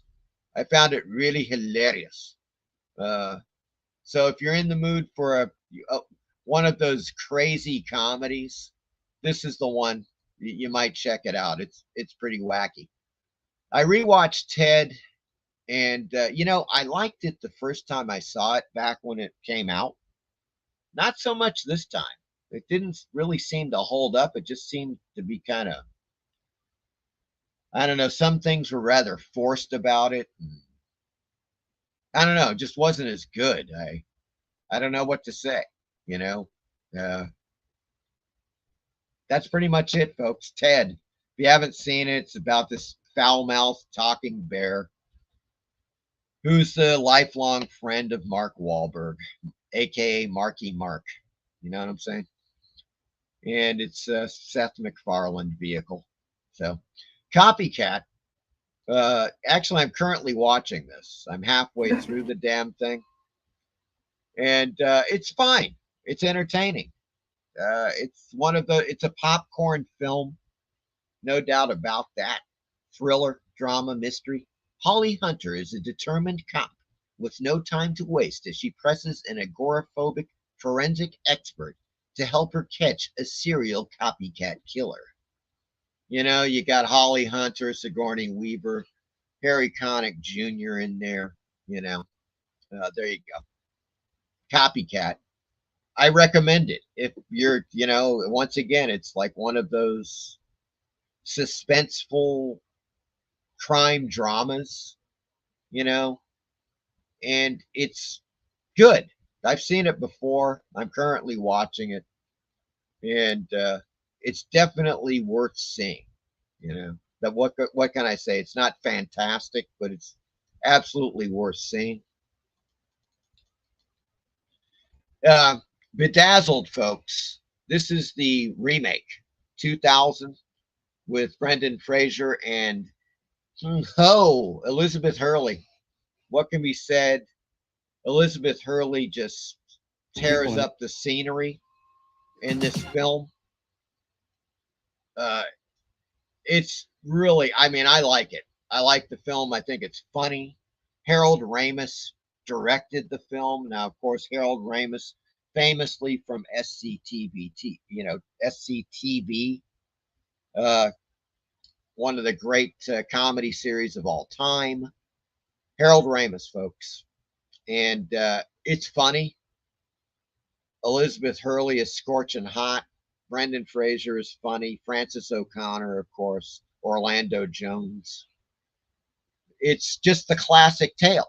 You know, Elliot Richards, a hapless young man consumed by unrequited love, makes a deal with the devil, played by Elizabeth Hurley, who slyly promises to change his life for a price. Yes, the classic.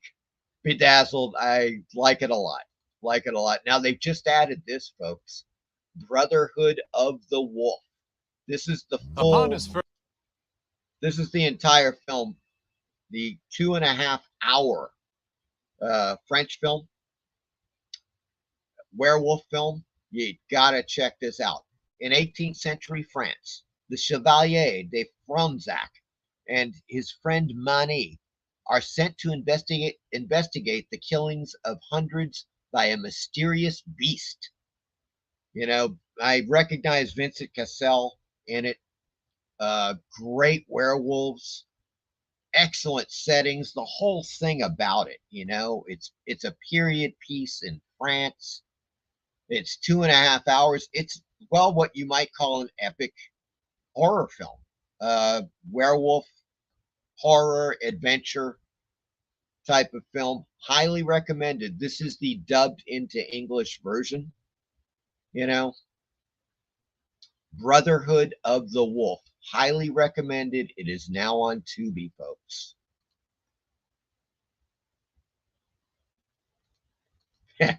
And they brought Firecracker back. Oh, yeah. There ain't no doubt about it, folks. 1981.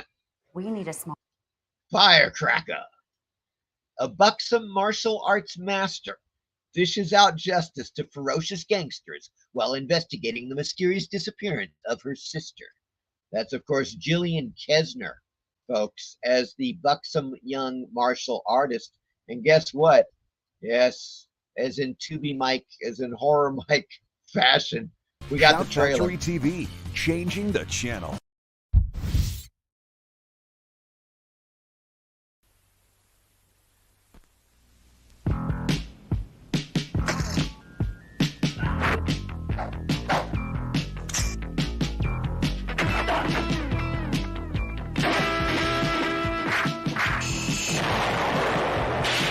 Firecracker. See Gillian Kestner, grand prize winner at the Black Belt Olympics. She'll mix seduction with destruction in the screen's first erotic kung fu classic.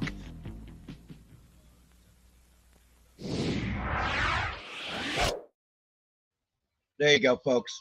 That's Firecracker. Yeah, it's classic early 80s exploitation. You got your martial arts, you know, you got your erotic action going on there. It's Firecracker. What more can you want? It's back on Tubi. And look, man, if you want some action and some, you know, ferocious gangsters and a bit of flesh, you're going to want to watch Firecracker. Okay, that's what I'm talking about right now. This next one, I don't know what the hell to say. I watched this a few days ago for the first time in my life. It is a 1991 film called The Unborn, starring Brooke Adams. This is one weird freaking movie, folks. In the first place, you know, it's an hour and 24 minutes. It's 84 minutes long, right? The first hour of this film is great. Everything is going along well. It's well written, well acted. It's very strange. It really is a sci-fi horror film. That's what it is. You have Brooke Adams. James Karen is in this. Of course, James Karen, you might recognize from Return of the Living Dead. He's the guy that works in the UNITA medical supply. He's so great, you know. So in any case, the premise is very intriguing. It's all moving along great until the last 20 minutes, and it goes off the rails. I haven't really witnessed anything as spectacular of a derailment as I have seen with The Unborn. You got to watch it just to see what I'm saying. Because I'm watching this movie. I'm like, wow, this is good. This is good. What? I was just like, what the hell happened? For Christ's sake. Yeah, that's real. I'm not going to give anything away because I recommend watching it. I'm not sure why. I mean, the first hour, as I say, it's like you're watching, it's like, this is a good movie, you know? The Unborn, 1991. Really good. And then suddenly, it's almost like they fired the director, brought in somebody else, and perhaps even changed the script. I don't know. It's the weirdest thing. I still, after all of that, though, I recommend it as a sci-fi horror film. They hit upon subjects that are happening now. They're talking about eugenics. They're talking about genetic modification in this film, and yeah. So there you go. I don't know what else to say. That's basically what. It's interesting. It's like you're intrigued because of the topics they're covering. I don't know what the hell happened to the last 20 minutes of this film, though. It's just, I don't know, weird. It's an enigma, my dear friends. It is an enigma with The Unborn. Let me get back to the comments one last time here. Where are we? Where are we?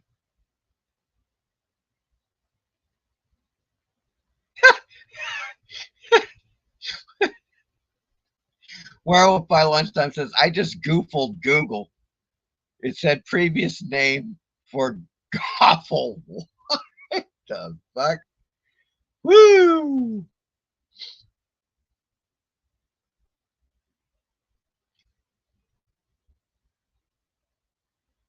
Good Lord. Humongous was, oh shit, Humongous was filmed in Ontario, Canada. Okay, and it's Stephanie's asking if I can put the trailer up. I'll just go to the IMDb. Yeah. Hopefully I can. God damn it. Maybe I can't. It's just called Humongous. I'll get it.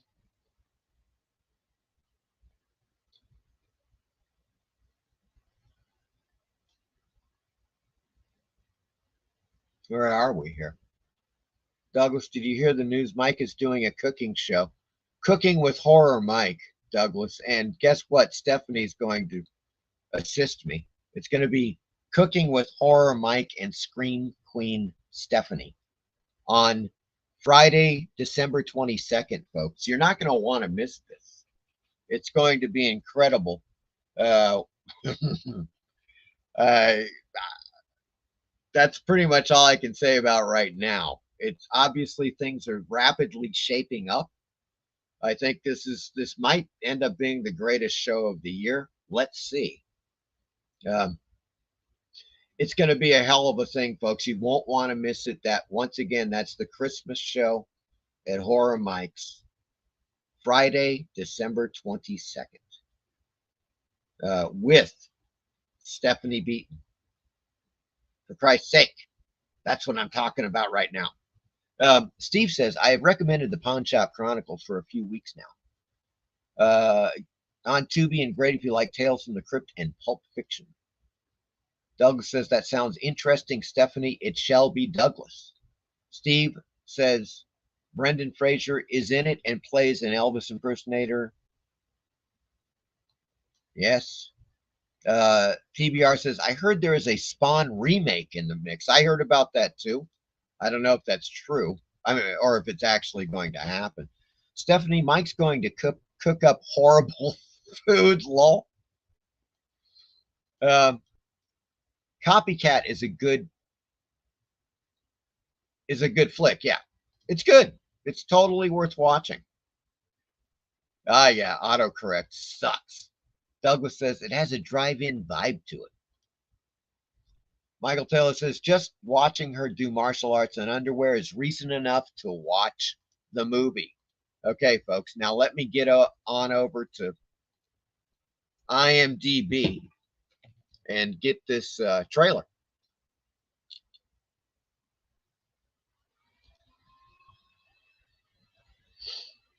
Okay, humongous. Ah, fuck. There we go. 1982.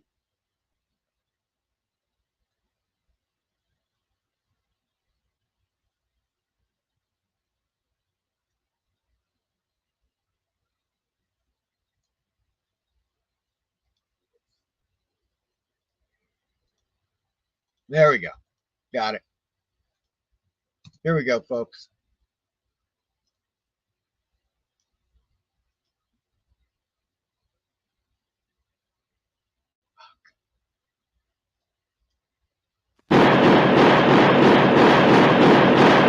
Humongous.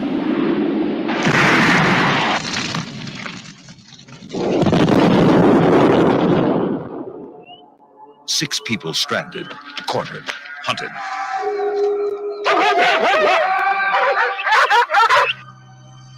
Because here on Dog Island, something evil has been growing for 30 years.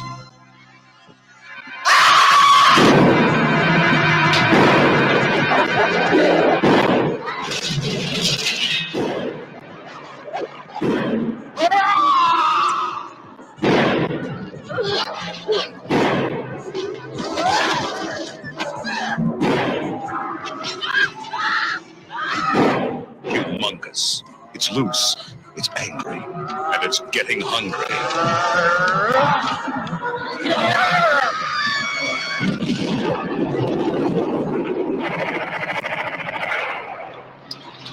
Humongous. God help us. 'Tis the Oh, crap.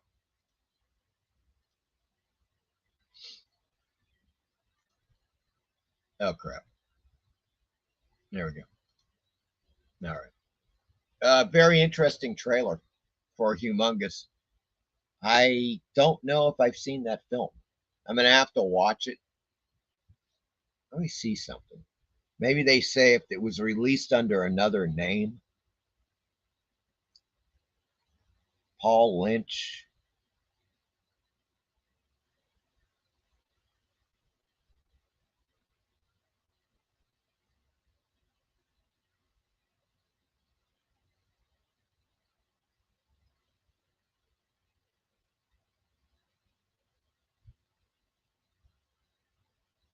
Embassy Video released both an R-rated and unrated version on video. The R-rated one cuts out some violence and rape footage. Second slasher effort from Paul Prom Night Lynch. Okay, same guy that did Prom Night. I got it. Interesting. Yeah, the trailer looked really good, actually. I'm gonna have to check it out. Thanks for that, for the tip on that, Stephanie.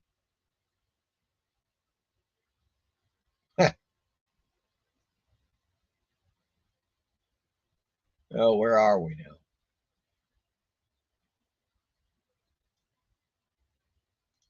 It has a drive-in vibe to it. Michael Taylor says, just watching her do. Oh, okay, we saw that. Got it. Pertaining to Spawn, I hear it's true about a remake because Todd McFarlane is rebooting his toy line big time and back in the money again. Yes. There's a new Godzilla movie that is -1. Yes. I've seen this. Good stuff. Great stuff. Called Godzilla -1, indeed. Not to be confused with Human Gus. Not to be confused with Human Gus.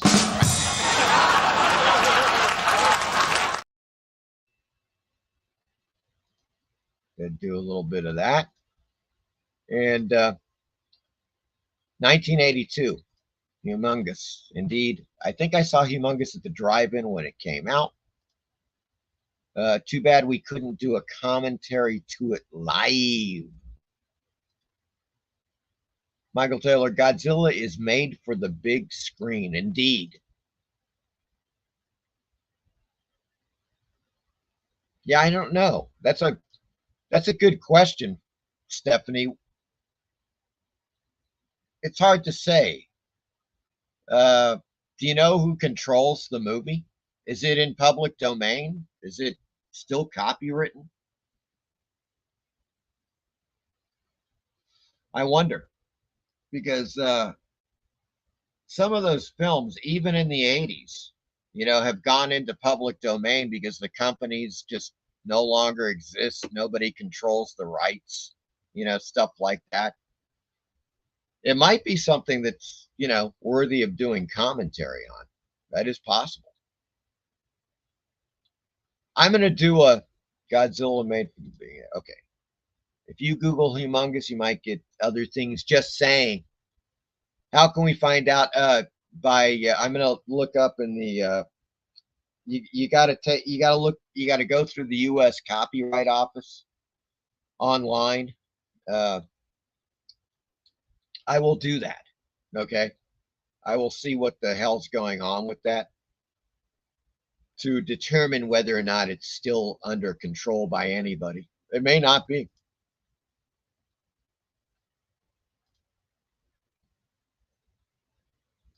Okay. All right. Yeah, I'll check it out, Stephanie, and see what the hell's going on with that. With Humongous. It might also be under another name. I swear to God, it just sounds like they re-released it and they changed the name of it, even though I didn't find anything on IMDb on that. I'm going to have to dig into it. That would be a good one to do a live commentary on. That would be rather hilarious. Steve says, being Canadian, would that be an issue? Friggin' Canadians. Oh, God. Oh, folks. Well, there you go, folks. That wraps up the Horror Mike Show for this fine and fiendish Friday. I am glad all of you came over. Glad to see Stephanie back here, and it looks like we're going to have one hell of a show for you on Friday, December 22nd, folks. That is the Christmas show with Horror Mike and Scream Queen Stephanie. Okay, that's what's going on. We're going to be cooking in the kitchen, and maybe with Dinah. That's what I'm saying right there to you. So just mark that on your calendars. Also, of course, next week, we definitely another show coming up, Friday the 15th. I'm still putting together stuff for that, but it should be a good one as well. And I hope that all of you guys have a great weekend.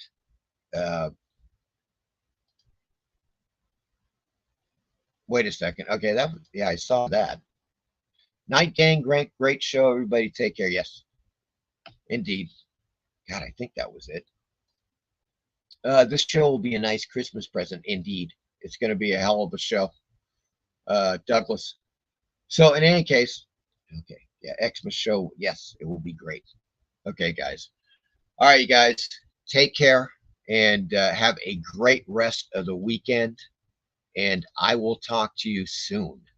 Take it easy.